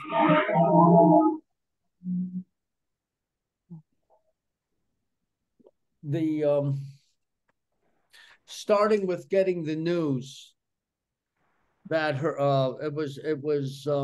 I'm working with the wife of a first responder, and the moment she's told that they can't find the body, that was the moment we went in on. That was the worst moment. От. Ну, тут також ми беремо за ціль, за мішень, беремо найгірший момент і, наприклад, ну, при невизначеній втраті. От. І це також може бути момент, коли дізналися, що в принципі щось сталося. От. Тобто я працював з однією дружиною працівника служби швидкого реагування, який брав участь в ліквідації наслідків 9 вересня. І там з нею ми і також за мішень брали той момент, коли вона дізналася, що, в принципі, там щось сталося, що її чоловік там попав в якийсь вир подій. Okay. So the issues are more complicated because there isn't a body and there may be distress over that we continue to process. So the processing can be more intense because there's not going to be the same level of closure. Але також ті моменти, коли відсутнє тіло, тут всі переживання можуть бути набагато сильнішими, і всі процеси можуть відбуватися і переживатися також набагато сильніше, тому що оцей сам факт відсутності тіла, він не дає нам можливості завершення. But we're still going to start with that worst moment. Але завжди ми починаємо з найгіршого моменту. Moment of shock, moment of impact. Шокуючий момент, тобто той момент, який спричинив найбільший вплив. Or the moment of realization. Або момент, власне, усвідомлення. Тобто, коли людина зрозуміла, що те, що сталося, воно реальне. Again, with complex trauma, you have to evaluate how much stabilization does the person need. Знову ж таки, якщо йдеться про комплексну травму, завжди треба думати про те, а наскільки багато стабілізації треба цій людині. So, if there's complex trauma, that can also mean that there's been a division in the personality in the parts. Тому, якщо у нас є комплексна травма, то там досить часто спостерігається розділення особистості на частини. With one or more parts engaged in everyday living and one or more parts holding the trauma. Коли одна або більше частин досить сильно включені в щоденне життя, а одна або більше частин досить сильно включені в травму. And there's a phobic avoidance of traumatic memories. І також там присутнє фобічне уникання травматичних спогадів. So when there's complex trauma or dissociation, starting with standard protocol can be too much for the client. Тому, якщо ми говоримо про дисоціацію, спричинену травмою, то починати зі стандартного EMDR протокола для клієнта може бути занадто багато. And then we need to work with the different parts of the personality. А тут нам треба робота з частинами особистості. Before we target the worst moment with EMDR therapy. Перш ніж ми почнемо шукати мішень – найгірший момент для роботи у опрацюванні шляхом EMDR. Just another example of a client I worked with, the mother died. Наведу вам ще один приклад клієнта. Померла мама. And this is a client with a sexual abuse history. А це був клієнт, в анамнезі в якого було сексуальне насилля. And also mother had been very neglectful. Ну, і також його мама була дуже зневажливою людиною, зневажаючою його. And so we had spent time working with the sexual abuse and the neglect. Тому ми витратили досить багато часу на роботу з сексуальним насильством і також цим нехтуванням ним матір'ю в дитинстві. But there did come a time when the client was so distressed, just thinking this pain is too much, and she had thoughts of suicide. Але також були часи, коли клієнт мав переживання, що цього болю, який він відчуває, його забагато, і тоді в нього з'являлись навіть суїцидальні думки. And this was coming from a young part of her that couldn't accept the mother's death. І це виходило з його молодшої дитячої частини, яка не може прийняти смерть матері. Because if this young part accepted mother's death, then that would mean they would have to accept, this young part would have to accept that they are never going to have the love and acceptance they wanted from the mother. І оце неприйняття його молодшою дитячою частиною смерті матері, воно виходило з того, що якщо би ця частина прийняла смерть матері, то паралельно з цим їй довелося би цій частині прийняти той факт, що вона ніколи вже не зможе отримати тої любові та прийняття від матері, до якого завжди прагнула. And this was, again, the way that the session ended. It was a successful series of sessions, was that the client and parts of her had to accept that, yes, mother's mother is dead and never going to have, I'm never going to be able to, have the acceptance I've wanted from her, and that's the way it is, but I can still go on with my life. Ну і далі у нас була, і ця сесія у нас була успішна, але у нас була така певна серія досить успішних сесій, які привели до того, що клієнт усвідомив, що так, я ніколи не отримую любові та прийняття від своєї матері. Так, я усвідомлюю і приймаю, що моя мати померла, але мені треба рухатися далі, я буду жити далі, навіть з розумінням, що от речі зараз так склались. So that's a very significant loss too. Having the loss of childhood where the mother was neglectful. That's also grief. Але також і дуже значною втратою є усвідомлення втрати дитинства, тому що у дитинстві матір була дуже нехтуючою.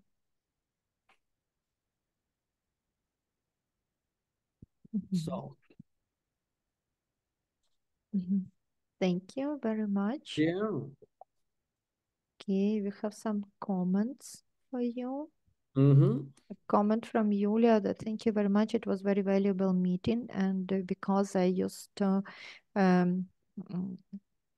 have that the trauma therapist has a position that during the acute stress we are not touching the past, but you are speaking about controversial. You are speaking about the meaning of work with childhood. Thank you very much, because I have several military clients who have problems with attachments, and while working with their military traumas and multiple losses during the wartime, it is not getting them resolve their problems. And then I came to the conclusion that we need to process their childhood problems. And now I hear that you supported me in this decision. So thank you very much. Yes. Дякуємо, Юлія, за коментар. Yeah. Also, One more thing with complex trauma. I did a consultation with an Israeli therapist. Також я хочу дещо додати про комплексну травму. I'm sorry, say please once again, which kind of therapist? Well, the therapist lives in Israel. Окей. У мене було кілька сесій разом з ізраїльським терапевтом. And she has a client, a woman, who has a lot of early attachment trauma. І у неї була клієнтка, жінка, у якої дуже багато ранніх травм прив'язаності. And she has been working with her for 3 years. І вони працювали з цією клієнткою 3 роки. And the client's son was killed October 7th. І 7 жовтня був вбитий син цієї клієнтки. And now she has all the symptoms of prolonged grief disorder. And in other words, the clinical situation is even worse. She's not getting better. І тоді у неї розвинулися всі симптоми розладу подовженого горювання, але клінічно це виглядало ще набагато гірше, тому що час йшов, а їй ніяк не кращало. And she's not getting better very fast, because there's a terrible traumatic loss and the early attachment trauma. І ніби їй не кращало то дуже швидко, тому що у неї була, по-перше, жахлива нещодавня втрата, яка всіляко підкріплювалася її дитячими травмами. All right. So it's important to understand that this is long-term work when we have complex trauma. Тобто тут також важливо розуміти, що якщо ми говоримо про комплексну травму, то ми говоримо про тривалу роботу. And just a therapeutic relationship, just being able to meet with you once a week or whenever it is very helpful. І тут навіть самі терапевтичні стосунки, тобто сама взагалі можливість для клієнта бачитися з вами хоча б раз в тиждень, але за визначеною схемою, уже також може бути досить корисним. Just being present with your client is a helpful intervention. Просто бути присутнім поруч із вашим клієнтом – це вже досить таки корисна інтервенція. And that treatment isn't going to proceed very fast. І в терапії ви можете тоді досить швидко рухатись. All right. The feedback I got from the therapist. І далі зворотній зв'язок, який я отримав від терапевтки. After the next session. Після наступної сесії. The therapist told me that it was a good session. Терапевт сказала, що це була хороша сесія. Because instead of the therapist of the session trying to think of what she could do or say to move the client, the therapist just was able to listen and hear and accept what she was saying. Which made the therapy much easier. Тому що на цій сесії, замість того, щоб весь час намагатися клієнта в чомусь переконати та до чогось підштовхнути, тут терапевт просто слухав клієнта і приймав його. А такий хід терапії, він набагато легший. So I have some clients I've been dealing with for years, decades. Ну, а також у мене є клієнти, з якими ми працюємо роки, а то й десятиліття. Things are getting better, but it's not as fast as other clients, and that's okay. Ну, їм то краще, але не так швидко, як іншим клієнтам, тому це ніби нормально. So that's important to remember as well. With complex trauma, too, where there's a lot of phobic avoidance of memories and emotions, we go at the client's pace, and that could take time. Don't think that's your fault as a therapist. Тому також завжди пам'ятайте, якщо ми говоримо про комплексну травму, то тут у клієнта може бути дуже багато фобічних, уникаючих механізмів, і це буде також чинити супротив терапії. Тому в такому випадку, будь ласка, просто йдіть в ритмі клієнта. І те, що терапія рухається так повільно і немає достатнього прогресу, пам'ятайте, що це не ваша вина, це такий процес. All right. We have an hour and 50 minutes left, because I understand Oya has to go at 11, and I have a video I want to show you, so I'm thinking this might be a good time for a 10-minute. Дякую. Як виглядає робота з частинами особистості, по якому протоколу вона проводиться? Question from Julia, how does the work with parts of the personality looks like, and what is the protocol for this? That's a whole workshop. Ну, робота з частками – це, в принципі, цілий майстер-клас. I wish I could tell you in one sentence, but this really is a whole workshop. Хотів би я вам на це відповісти одним реченням, але це робота на цілий майстер-клас. Yeah. So I hope you get to come to my workshop on this someday. Так що дуже сподіваюся, що колись ви потрапите на мій воркшоп на цю тему і отримаєте відповідь. Yeah. So, the question from Lesa, can we get the schema or the model or the example of the part work? Is also about. I don't think I'm going to have time this workshop, but there will be other times. Thank you. І Леся питаєте, чи можна схему чи приклад роботи з частинами. Роджер каже, що не буде на сьогодні часу. Дуже сподіваюся, що колись ми зробимо і на цю тему також вебінар. I have the video and I know Oleg is going to enjoy. Hello again. But again, I have videos I like to show of complex trauma over time. So I need 2 or 3 days to do this workshop. Мгм. Ну, я дуже сподіваюся, що колись у нас буде окремий воркшоп, окремий майстер-клас про роботу з комплексною травмою. Ну, взагалі, так, щоб це був якісний воркшоп, то треба 2-3 дні. Окей, thank you. And And I say, is it Hatanya? Наталія. Natalia. Hello, Natalia. Okay. And hi, thank you for such a great what is happening here, a lot of information. Thank you so much. I wanted to ask what to do with the hope with ambiguous loss when person's still hoping that someone will come, that no one is dead, that it's just a time. What to do with this? It's okay. Thank you. It's okay to Translation, please, for someone who don't speak English.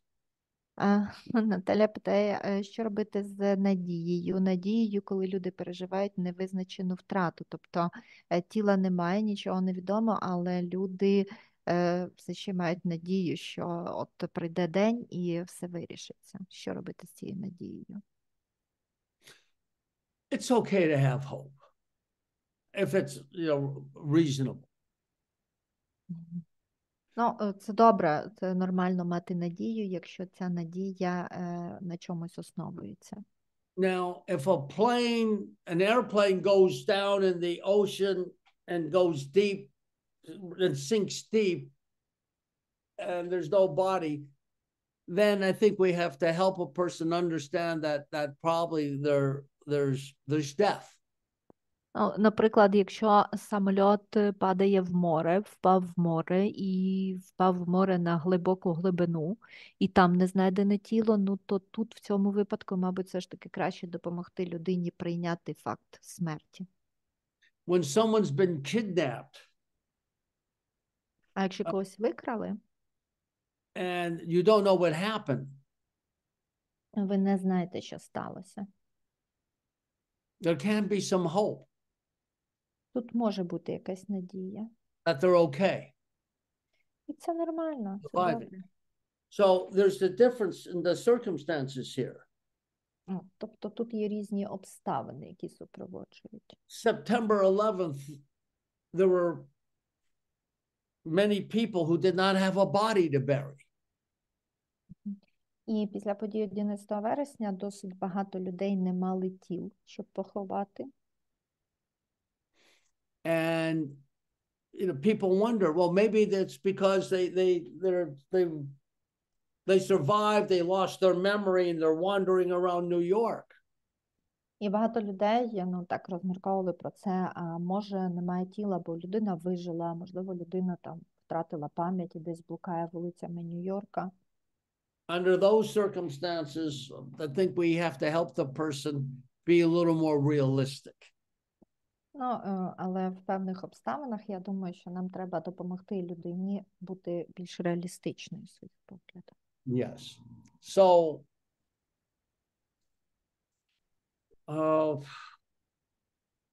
one thing about EMDR therapy, people find their own way out. Єдине, що можу сказати про EMDR-терапію, що люди самі знаходять власний вихід. And for me, when I do EMDR therapy, and I'm wondering, all right, let's see how this is going to resolve. Let's see how this is going to move it, what direction it's going to go. І для мене, коли я працюю, виконую EMDR, у мене завжди є думки, окей, давайте подивимося, куди це буде рухатись, давайте подивимося, в якому напрямку і до чого нас це приведе. Because you never know what will emerge. Тому що ви ніколи не знаєте, що там з'явиться. The wife, I was working with the wife of an FBI agent killed. Я працював з дружиною агента ФБР, який був вбитий 11 вересня. And there was no body. І тіла не було. I think we had 3 sessions. Здається, ми мали щось там зо 3 сесії. At one of the intensive workshops that I do. І це також було досить таки інтенсивним воркшопом, який я робив. And his voice, there was a recording of his voice on the radio, just for a second when he was going in. От, і був запис його голосу з рації, буквально кілька речень, коли вони лише заходили в ті будівлі. And now just that little recording gave her so much more, it had so much more meaning because it was something she could hold on to that said that, yes, at least I know that he was there. От, ну і потім далі, тобто з часом, оцей запис, він дав дуже багато цій дружині, тому що для неї це було хоча б якимось підтвердженням, що, ну, принаймні я точно знаю, що він там був. She knew about this, Вона про це about the знала. recording before our EMDR session. It just takes on new meaning during and after EMDR. Тобто про цей запис, про його наявність вона знала і до того, як ми почали робити EMDR, але після сесії наявність цього запису для неї почало And мати remember, інше значення. SUD is not always going to get to zero. От, ну і також ми ж знаємо, що не завжди суд у нас має стати нулем. Was working with a Ukrainian wife. Her husband was killed by a Russian sniper. І я також працював з однією українською дружиною, чийого чоловіка застрелив російський снайпер. And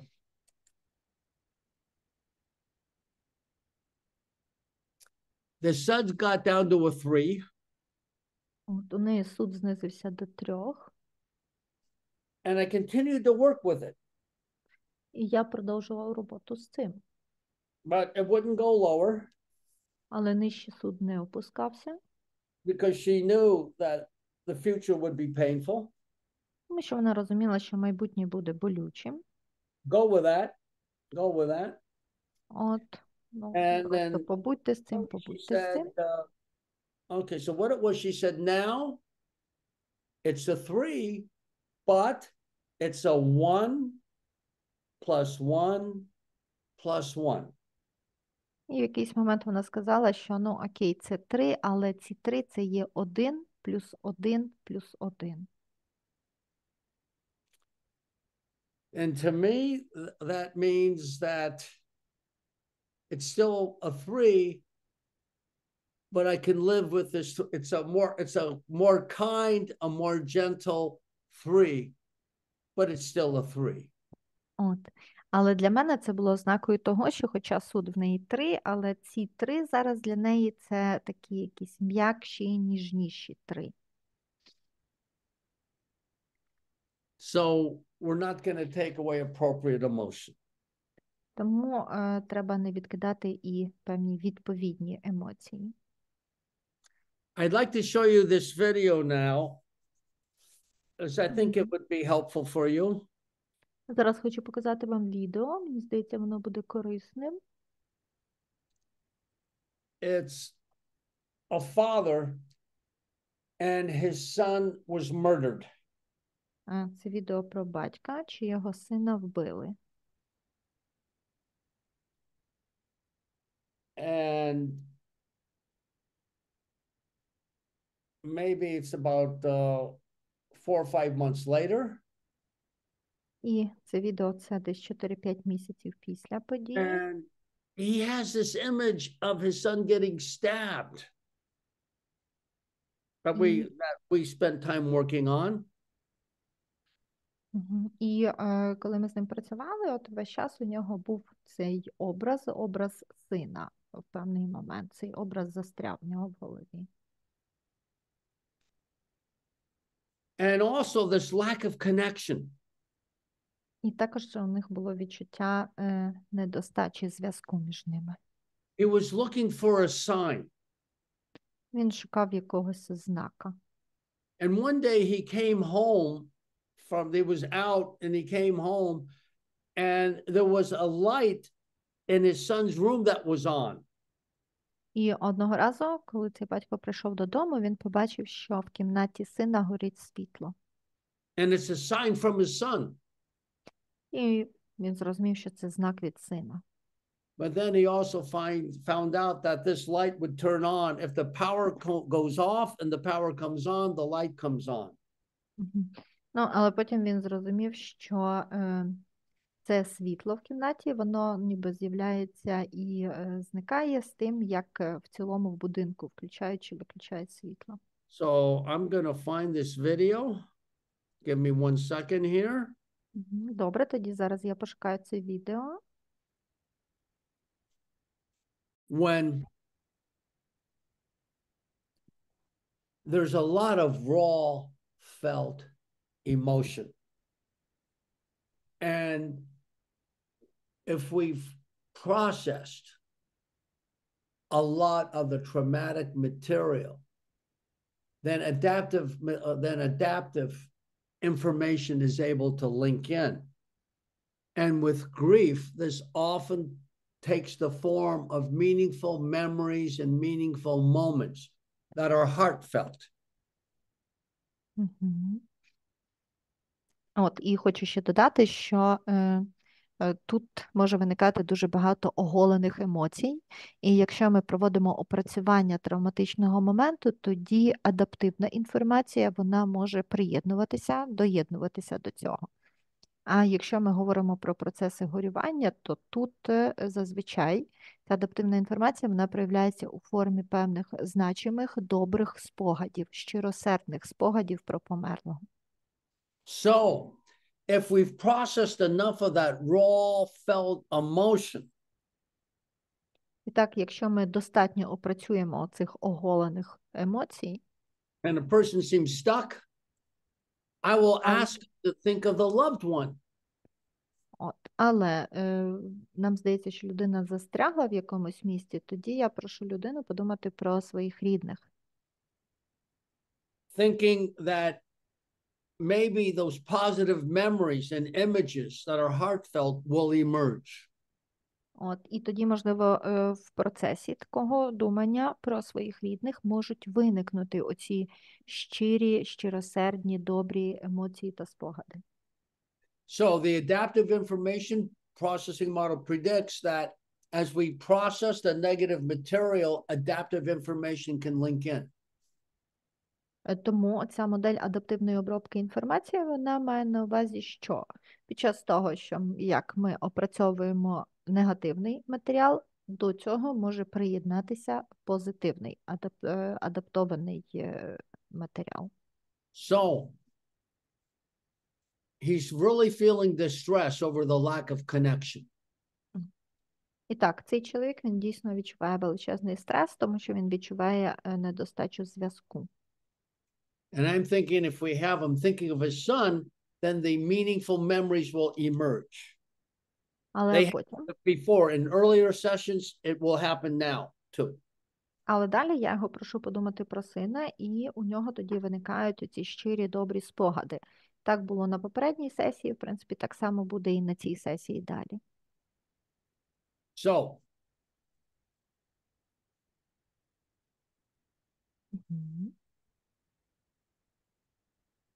I'm sorry.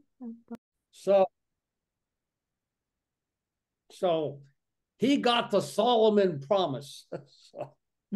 І так він отримав це обіцянку Соломона, тобто пророцтво Соломона. So, okay. Number of very important EMDR moments in that. І тут є декілька дуже важливих EMDR-моментів.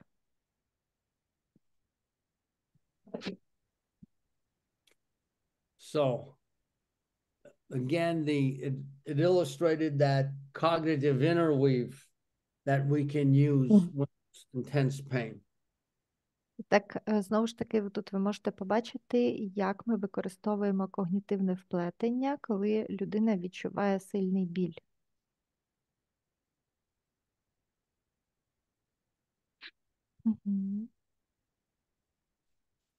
Thank you. Okay, so back to some discussion. Okay, so there are a couple of questions about this video yet. The video or other questions as well, and about the video. And I'd like to hear about your experience, not just my experience. What's Дякую за питання. Тобто в чаті є декілька питань стосовно цього відео. Можете задавати ще інші питання, які не стосуються відео, але Роджер також каже, що цікаво почути про ваш досвід. Чому не лише про його досвід говорити, поділіться, будь ласка, ще й своїм досвідом.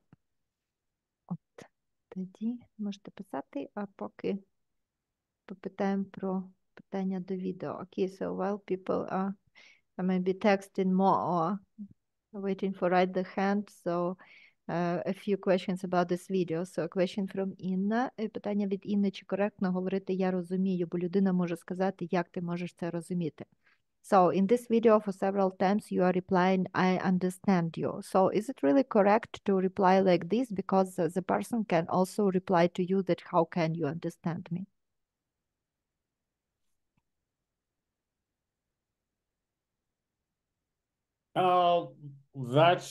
That's true. A person may do that. Да, дійсно, людина може і так відповісти. Okay, so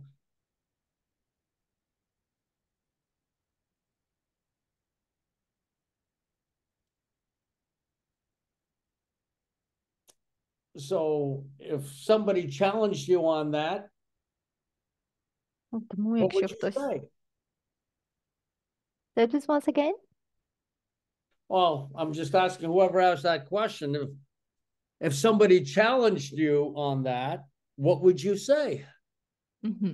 Тоді питання до всіх учасників. Якщо би ви сказали людині, я вас розумію, а людина вам каже, як ти мене можеш розуміти, що б ви відповіли людині?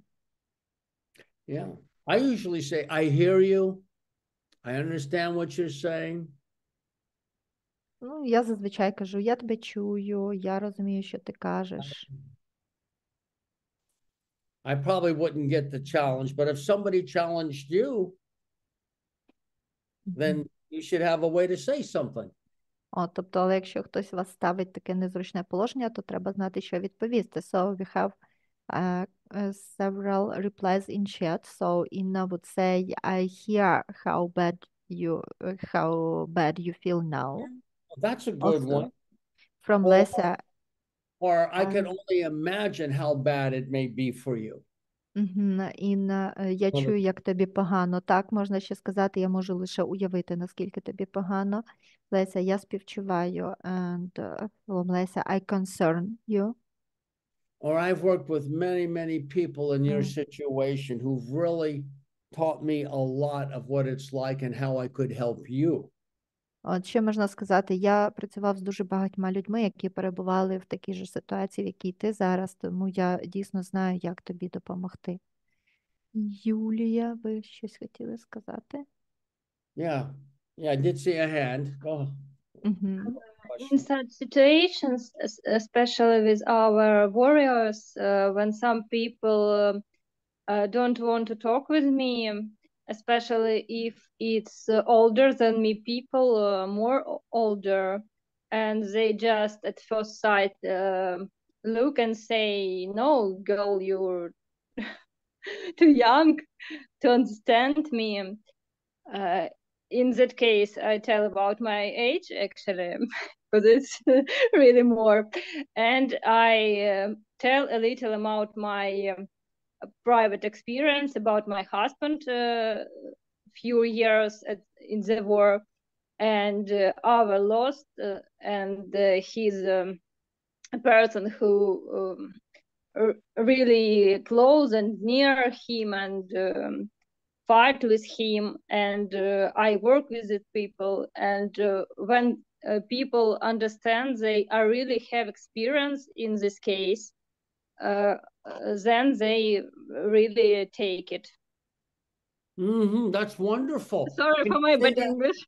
I understand you perfectly. That's wonderful. Maybe you can say it in Ukrainian, because I think a lot of people, Okay. that's a very good answer. Окей. Українською. В мене були такі неодноразові випадки, коли військові, особливо ті, які старші значно за віком від мене, я зустрічаю їх, бачу, що вони дуже в поганому стані, коли їм дуже болить, там, або вони намагаються компенсувати це алкоголем, або там ще якось дуже сильно переживають, але вони не погоджуються на запропоновану допомогу, на те, що я можу зрозуміти їх стан і якось підтримати. І в такому випадку я кажу, що по-перше, я старша, ніж я виглядаю. По-друге, в мене чоловік теж військовий вже багато років з початку війни на війні, тож я знаю його досвід, знаю досвід його побратимів. Я як психолог, спочатку я підтримувала тільки свого чоловіка, потім як психолог вже стала працювати з його побратимами. І тому в мене вже реально багато цього досвіду.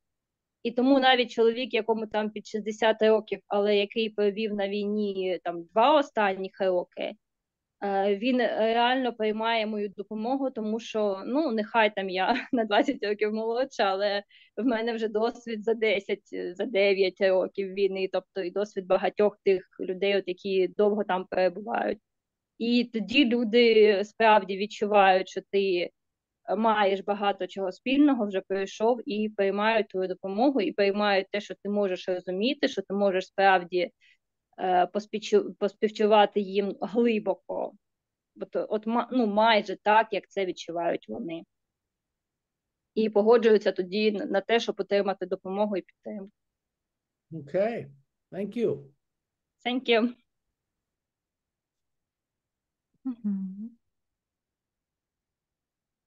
Okay, so I have another hand up. Redmi or the Redmi phone. Редмі, ви підняли руку, було б чудово знати, як до вас звертатися. Пан але- Роджер, пані Тетяна, доброго дня всім. Скажіть, будь ласка, у мене таке питання.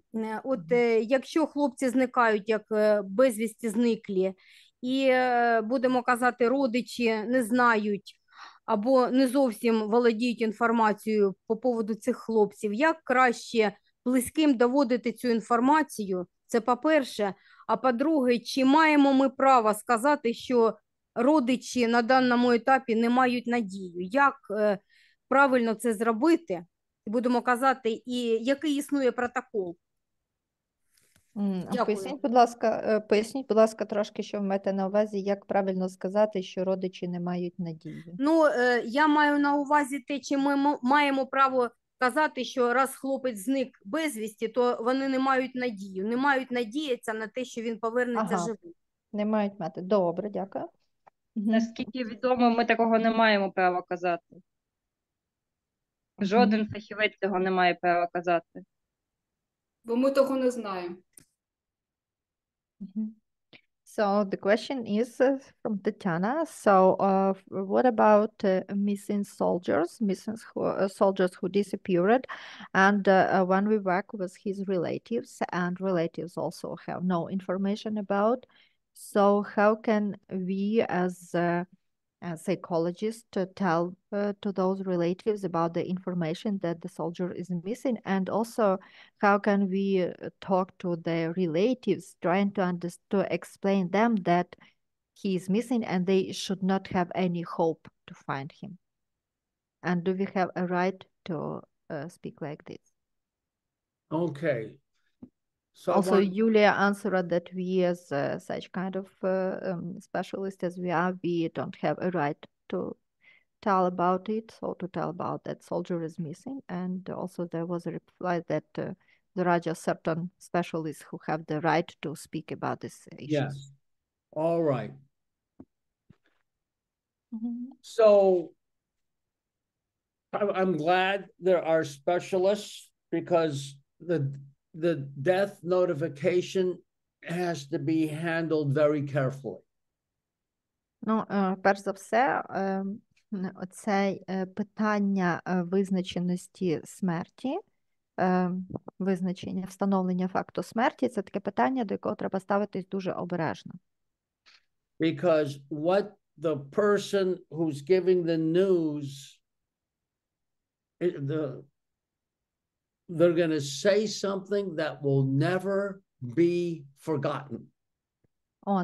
Тому що в той момент, коли людина приходить з такою новиною, то тоді, як то кажуть, все, що ми в той момент скажемо, воно ніколи не забудеться. This is the moment that later on some therapist will be targeting. І оце все, ці слова, вони складуть якийсь той момент, який потім колись якийсь терапевт буде брати за мішень. All right. So, yes, the news has to be delivered. Так, новини про те, що людина зникла, мають бути певним чином надані сім'ї. In a patient and compassionate way. Але вони мають бути надані в дуже співчутливий і терплячий спосіб.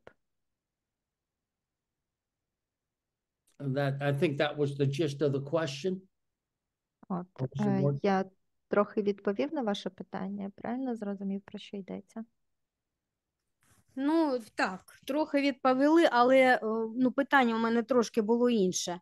От якщо побратими бачили, що, будемо казати, людина ця була з ними в бою, і вона зникла безвісті, і в списках, будемо казати, полонених цієї людини немає, як краще ми маємо довести до рідних про, будемо казати, про цю людину звістку? Як нам краще їх попередити? Як їм казати, що вона просто зникла безвісті і у них є надія на її повернення? Чи як нам казати? Ну, казати, звісно, про те, що вона 100%, будемо казати, загинула, ми не маємо права, бо у нас немає такої інформації. Але ж як правильніше донести до рідних цю звістку? One second, let me get what you're saying here.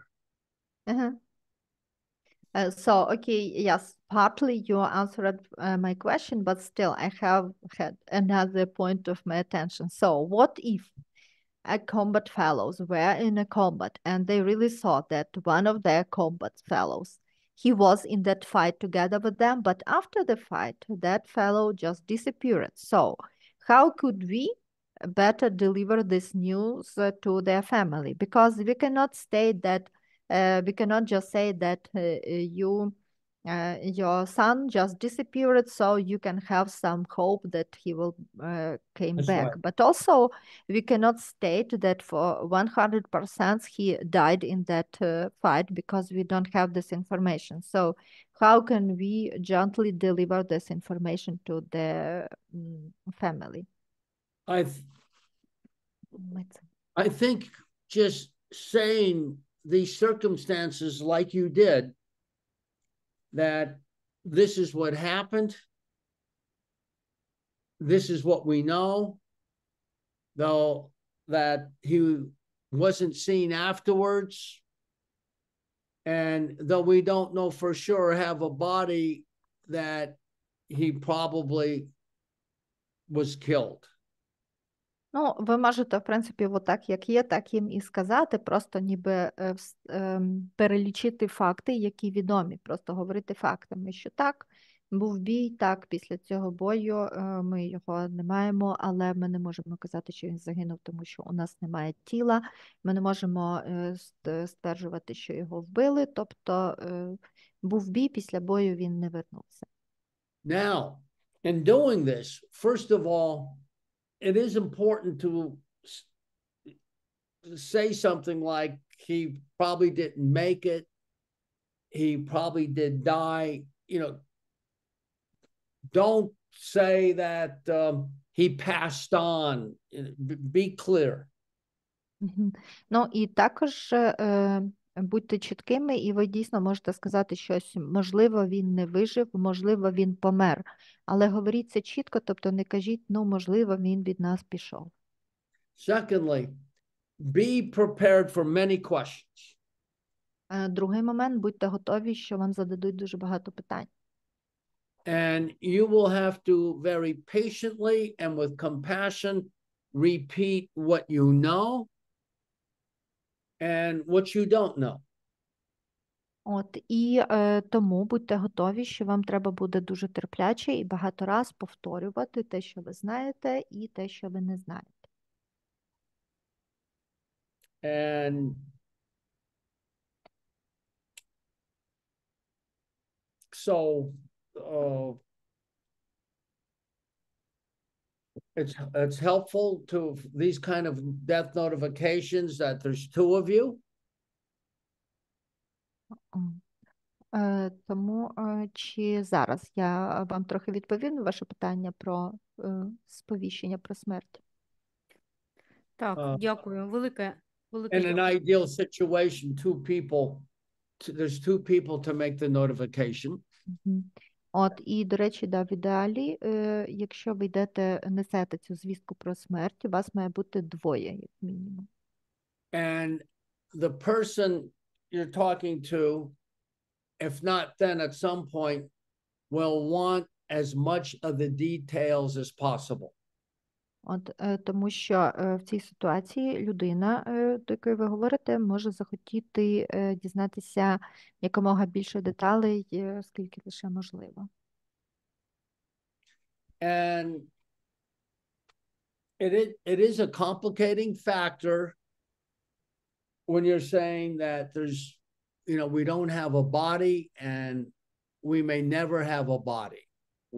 But as soon as we hear anything or find anything, you will be notified.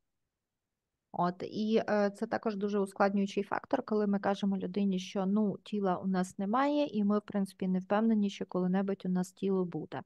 От, можна сказати, як тільки ми знайдемо тіло, ми одразу вас повідомимо. Okay. So,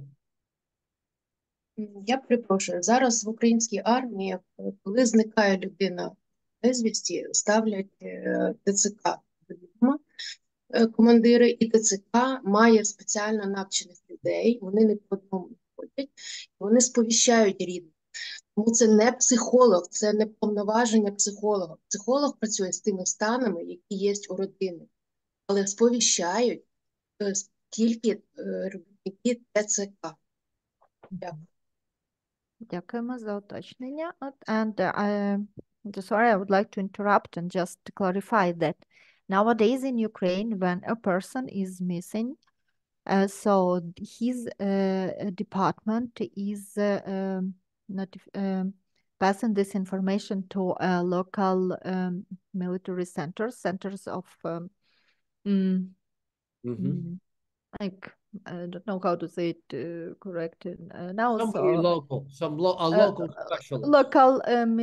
Local military center which are responsible for like calling to army and calling and for all this documentary. So they have a specially trained staff for providing death notification. So it's not a psychologist who provides death notification or the missing notification to the family. There is a certain staff. And yes, so even I know that there are certain protocols of notification, of letting the family know, and it's not about psychologist. And psychologist is just working with the states which can bring after this. Yeah. So they'll get the notification, and and of course as a psychologist too. As a psychologist too, it would be important for you to know as many details as possible. Ну, в принципі, до вас, як до психолога, також родичі можуть ніби звертатися з запитаннями, намагаючись від вас там щось випитати, тобто отримати інформацію якомога більше, як вони можуть. You may have to repeat it. Тому може бути так, що вам просто доведеться це повторювати. And you may have to explain what it means. Ну, і іноді також, можливо, нам доведеться пояснювати, що ці слова значать. It's what's happening is that on one hand, that maybe cognitively, I know that my loved one may be dead, but I cannot feel that inside. Inside here, that does not feel real. Ну, і ще може бути таке, що ніби когнітивно людина усвідомлює, що мій близький загинув, помер, але в душі, чисто психологічно, емоційно не може ще сприйняти, що ця смерть, вона реальна. And then our response to that would be something like, this is a normal reaction to a very intense situation, that it's unreal, surrealistic. Ага. Ну і також досить часто, якщо там є якісь надмірні емоційні реакції, ви можете сказати людині, що це нормально мати такі реакції на життєві ситуації, які є такими надмірними, якимись сюрреалістичними. And it can be several months, actually, or longer before it starts to feel real. І може пройти декілька місяців, перш ніж ви почнете відчувати реалістичність того, що сталося.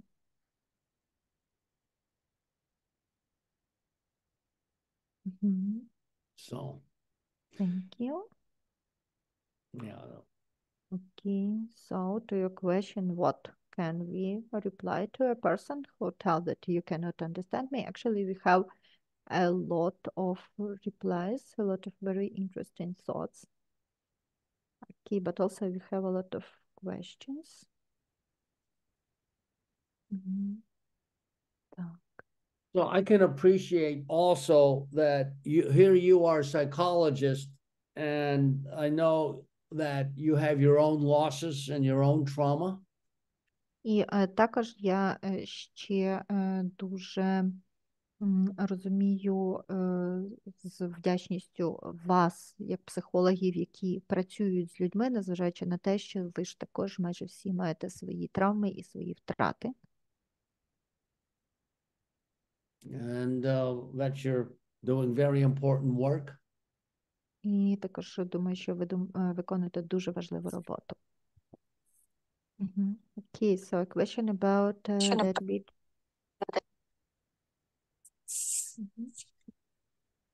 Олена? Question about the video you showed us. Питання від Юлії. Коли клієнт засмучується через втрачений зв'язок, розчарований тою ідеєю зі світлом, чи можна сказати, що син живе в його серці, доки він його любить, тобто завжди? So, talking about the client who was this father who was longing for his son, and there was the situation that he was thinking about the connection and that light in that sun and light in the son's room. So after the father was so much disappeared that light, it was only electricity power issues. So maybe say to this father that his son will be always living in his heart until he loves him, and it's been forever because father's love is endless. Well, my approach would be that as you saw, that as we do reprocessing, EMDR reprocessing,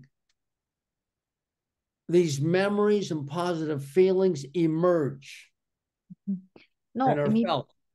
Підхід стосовно цього, чи сказати, що син живе в його серці, тобто такий, що, ви, в принципі, на відео ви бачили, що під час того, як ми виконуємо репроцесуалізацію EMDR, то мимовільно, якби внаслідок цього виникають оці хороші, теплі, щирі спогади. Now, I explained before EMDR, or at some point, that one of the goals of the EMDR session, when we get to it, and it may not be for a while, okay. Але зараз я також пояснюю, що, тобто роблю це ще до сесії EMDR, пояснюю, що, бувають якісь певні тимчасові покращення. Is not only to process the trauma. І що Okay, but also to transform the connection so they can think of the loved one with heartfelt memories. Тобто ще до процесу EMDR я пояснюю, що наша мета цього наших сесій – це не лише опрацювати цю травму, а також нашою метою є трансформувати ці зв'язки і зробити так, щоб людина могла жити з теплими, щирими спогадами про померлого. So we can explain this is what we're going for, and then we see it emerge with EMDR. And that's what you saw on the videotape. Rather than me explain it to him, EMDR enabled him to feel it just by me asking him to think of his son at the right moment. І ми розказуємо про те, що ми будемо працювати над трансформацією цього зв'язку. Потім ми працюємо в EMDR, і воно самостійно виникає, воно самостійно приходить. От. І як ви могли бачити на відео, то те, про що, якби ви кажете, що це можна було йому сказати, воно само до нього приходить. Цей батько сам внаслідок EMDR починає це відчувати. Тобто ми не кажемо йому, він сам до цього доходить. Thank you. Okay, the next question from Олена. Питання від Олени. Підкажіть, будь ласка, як працювати з епілепсією, набутою після травми чи контузії, чи це можливо? Tell us, please, is it possible to work with the epilepsy, which started after the trauma, after contusion, concussion, and is it possible to work with it? With some people, yes, and with some people, no. Дуже залежно, тобто з кимось так, з кимось ні. Oh, excuse me one sec. Oh, Окей. excuse me. All right, I'm sorry about that. So I have talked with a specialist in this area. Я говорив зі спеціалістом з цього поля. And it depends on the damage. Залежно від ступені ушкодження. So if there is TBI, some people are definitely capable TBI. of doing some. Окей, все. Ага, якщо у людини травматичне ушкодження мозку, то в більшості випадків, в принципі, вони спроможні працювати. Actually, I have a little video what it looks like. У мене, в принципі, є коротке відео про те, як ця робота виглядає. But also, for some people, it may be too painful. Але для деяких людей це може бути болісним. Занадто болісним. Taps, not eye movement, do taps. Тобто тоді я роблю рухи очима і постукування. And for some people, they won't be able to do any processing because of the damage. А деякі люди, вони будуть неспроможні взагалі виконувати ніякі процеси, тому що буде через своє значне пошкодження. But I haven't heard of any harm coming. Але принаймні я ніколи не чув, щоб комусь щось нашкодило. So I think it's okay to, you could start out doing a safe state or a resource or something to see how they process and to determine what's comfortable. Тому я думаю, що ви можете почати, наприклад, з вправи безпечний стан, безпечне місце або ресурсинг, пошук ресурсів, для того, щоб подивитися, як, в принципі, вони справляються, як вони працюють, і далі вже оцінити, на що вони здатні. Starting out with one, a positive experience, like a safe state or resource. Well, this is your first stance. This is how you can see how responsive the person will be to bilateral stimulation and what gives the best results. І починаючи там з таких позитивних вправ, як безпечний стан і ресурси, ви бачите взагалі, як відбувається процес цієї людини, як людина відповідає на цей процес, що вона з цього може отримати, і тоді ви вже дивитесь, що найкраще для цієї людини. Okay, so BLS and this like rhythmic movements, it cannot provoke seizures. Up and down. You do it yourself. Tapping can be very gentle. От, ну, я так ще уточнила, тобто ці ритмічні рухи, чи вони не спровокують напади? Ні, ви можете робити вертикальні, горизонтальні рухи і постукування в різних частин тіла. І робіть це обережно, так, ніжно. Thank you very much. Okay, is that, I see a hand there, and that's Anna, hello. Да, Анна, добрий день. Good evening. Але я хотіла сказати, що насправді є випадки. Ми з тим стикалися в Україні, коли застосовується метод EMDR або передчасно, або у людей з важкими контузіями. Вони провокують епілептичні напади. Тому, будь ласка, ну, якби врахуйте цю інформацію. В методі EMDR є 20%, коли спричиняється погіршення стану. І, будь ласка, якщо ви не володієте методом, ознайомтесь, будь ласка, хоч би з тим, як це використовується. Oh, but I also just would like to tell that as I work here in Ukraine, we had some cases when while using EMDR, because of some maybe heavy states or heavy damage of the patient, EMDR can provoke some seizures, epileptical seizures. So, and we know that 20% of EMDR, it can worsen the state of a patient. So I just would like to aware our participants. So if you are not trained in EMDR, please just get a bit familiar with this method and how does it works. This is important. This is very important, that particularly with the trauma and the grief that's happening, and then to just start doing what a person thinks is EMDR, bilateral stimulation, can make things worse. So it is important to have appropriate training from an appropriate trainer. Yeah, Так, дійсно. Yeah.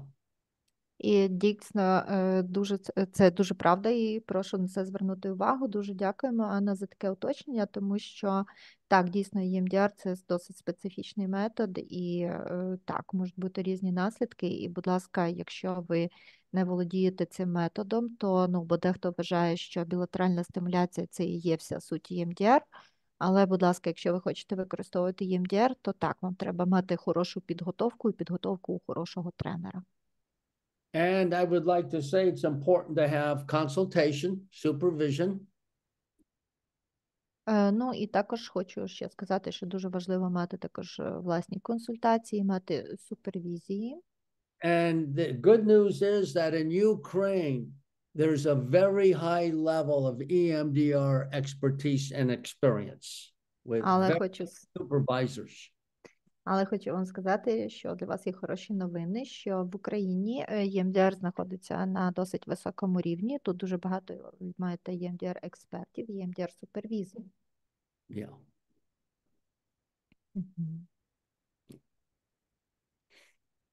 So, as we wind down, I think, Volodymyr, you had a surprise. Так, оскільки час підходить до кінця, Володимир, я знаю, що у вас є певний сюрприз до нас. Так, напевно, Роджер має з нього почати розповідь. Well, yes, I do, but probably, Roger, you could start with, leading us to the surprise point. Well, I want to thank Volodymyr for taking the initiative to translate the book, working with the publisher, and that maybe in 2 months, this book will be available in Ukrainian. And, okay. Я хочу дуже подякувати Володимиру за те, що він проявив таку ініціативу і організував переклад моєї книги українською мовою. Також він працює зараз з видавництвом. І процес роботи йде, і, можливо, через 2 місяці моя книга в українському перекладі буде доступна до продажу. And that the publisher will be there's no profit. І також видавництво цієї книги, воно буде неприбутковим. Тобто, And I already know some people who will start donating, would donate some number of books. І я вже навіть знаю людей, які готові задонатити певну кількість книг, тобто, щоб хтось отримав безкоштовно. Okay. So, thank you for doing that, and certainly I hope it will be useful. Тому, Володимир, дуже вам вдячні за те, що ви робите. І я думаю, що дуже сподіваюся, що ці книжки будуть корисні. Перш за все, хочемо подякувати Роджеру, що він посприяв тому, що ми зайнялися цим перекладом. And first of all, I would like to appreciate Roger for his support us that we started to deal with this translation. Праця дійсно дуже фундаментальна, і ми ось в чат кинули вже зміст цієї книги. And this work, this book is really fundamental work. And now you can see that I put it in chat several screens of the content of this book. В книгі ви зможете побачити в значній мірі такий досвід Роджера в роботі цієї траті і висвітлення проблеми під різним ракурсом. And also in this book you can see you can see Roger's experience that he generously shared with us, and also you can see the work with different types of clients in different perspectives. Було також приємно побачити рецензію знайомих з EMDR, тої ж Долорес Маскуера на книгу. And also it was very important to see a recension, the feedback about this book from really skillful EMDR professionals, for example, Dolores Mosquera. Переклад книги, по суті, він вже зроблений. Ми зараз займаємося редагуванням, потім буде коректор працювати, і це займе близько 2 місяців точно часу.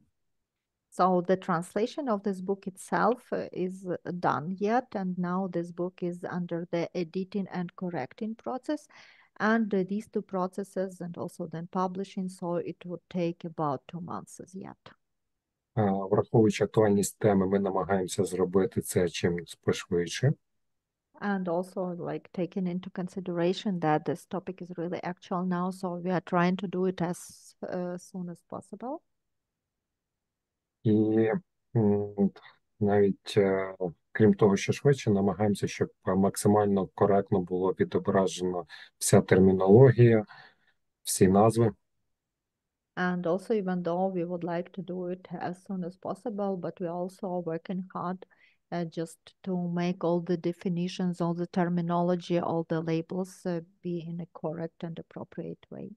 Тому що це насправді дуже важливо буде в нашій роботі. Because it would be especially important in our way.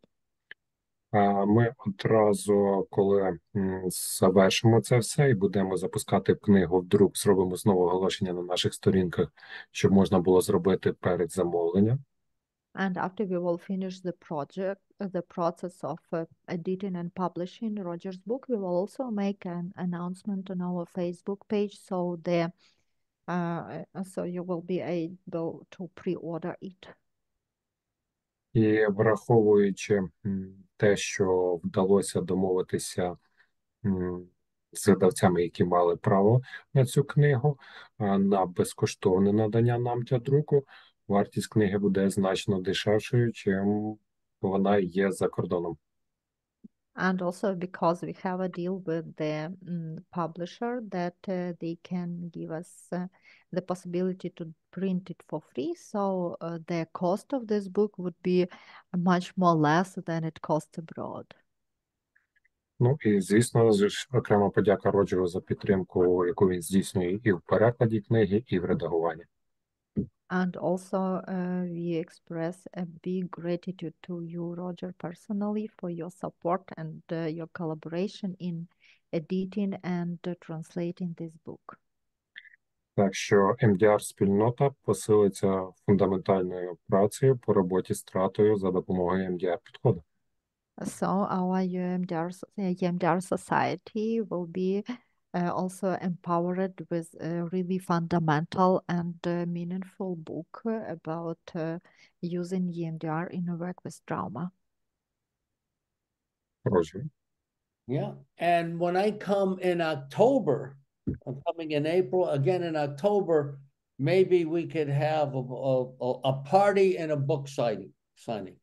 Ага, а коли я приїду в жовтні, бо я маю приїхати ось в квітні, а потім ще в жовтні, то коли я приїду в жовтні, можливо, зробимо вечірку, і я всім буду підписувати книги.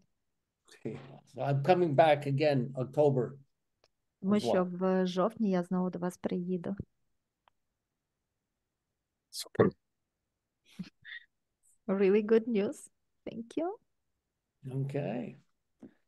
So again, I want to thank you, Oya. Again, good to work with you, and I'm noticing,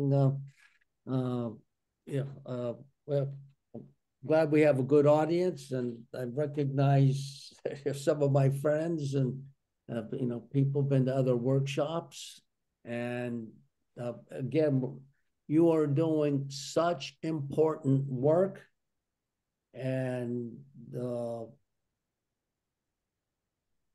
developing the expertise now really in the world of how to treat these complex cases under these terrible conditions too. So I want to recognize that you are developing expertise that will help the world as well. And I look forward to learning from you, as I already have. І знову ж таки ще раз хочу подякувати Ользі за чудовий переклад. Завжди з тобою комфортно працювати. І також я дуже радий, що в нас сьогодні була така чудова і вдячна аудиторія. І я дуже радий бачити тут багато знайомих облич, дружніх облич, людей, яких я можу назвати своїми друзями. І також мені дуже приємно спостерігати, як ви працюєте, яку важливу роботу ви робите. І ви, як терапевти, ви зараз, працюючи в цих жахливих умовах, ви просто розвиваєте свою експертність, яка буде важливою для всього світу. І я вже зараз очікую можливості навчатися у вас, хоча я вже це роблю.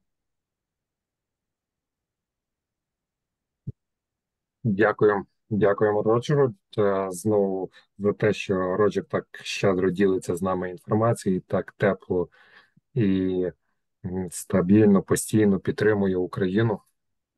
So thank you, Roger, and thank you very much once again for your stable support and your generosity in your support of sharing knowledge and supporting Ukraine in all the possible ways. Yes, and Volodymyr, I think as everybody here knows, you are doing so much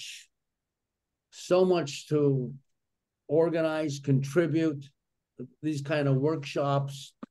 And I think you've been like the center of, a center for training. І я знову ж таки ще раз хочу для всіх наголосити, наскільки важливу і велику роботу виконує Володимир в організації та постійній підтримці проведення цих вебінарів. І я думаю, що, Володимир, ви повинні, ви знаходитесь зараз в центрі цієї роботи, і ви повинні бути цілим центром навчальним. Ви повинні створити свій навчальний центр. And I look forward to continuing to do workshops and these projects with you, like we've been doing. І я дуже сподіваюся, що я буду з вами приймати участь продовжу співпрацю і буду приймати участь у наступних ваших навчальних проєктах. Дякую. Thank you very much, Roger. Thank you. All right, and with that, we end. So I think we did it. Yeah, I was, Oya, I know you had to leave at 11, and I thank you again for the work that you do. And good to see everybody again. Ну що ж, будемо завершувати. And thank you, Roger. Thank you. It was See you in really nice April. to meet See you you in once again and to work with you. And thank you. April and May. Okay. Добре. Дякую. Дякуємо, Ольга. До побачення. Дуже дякуємо, Дякую. thank you very much. Дякую.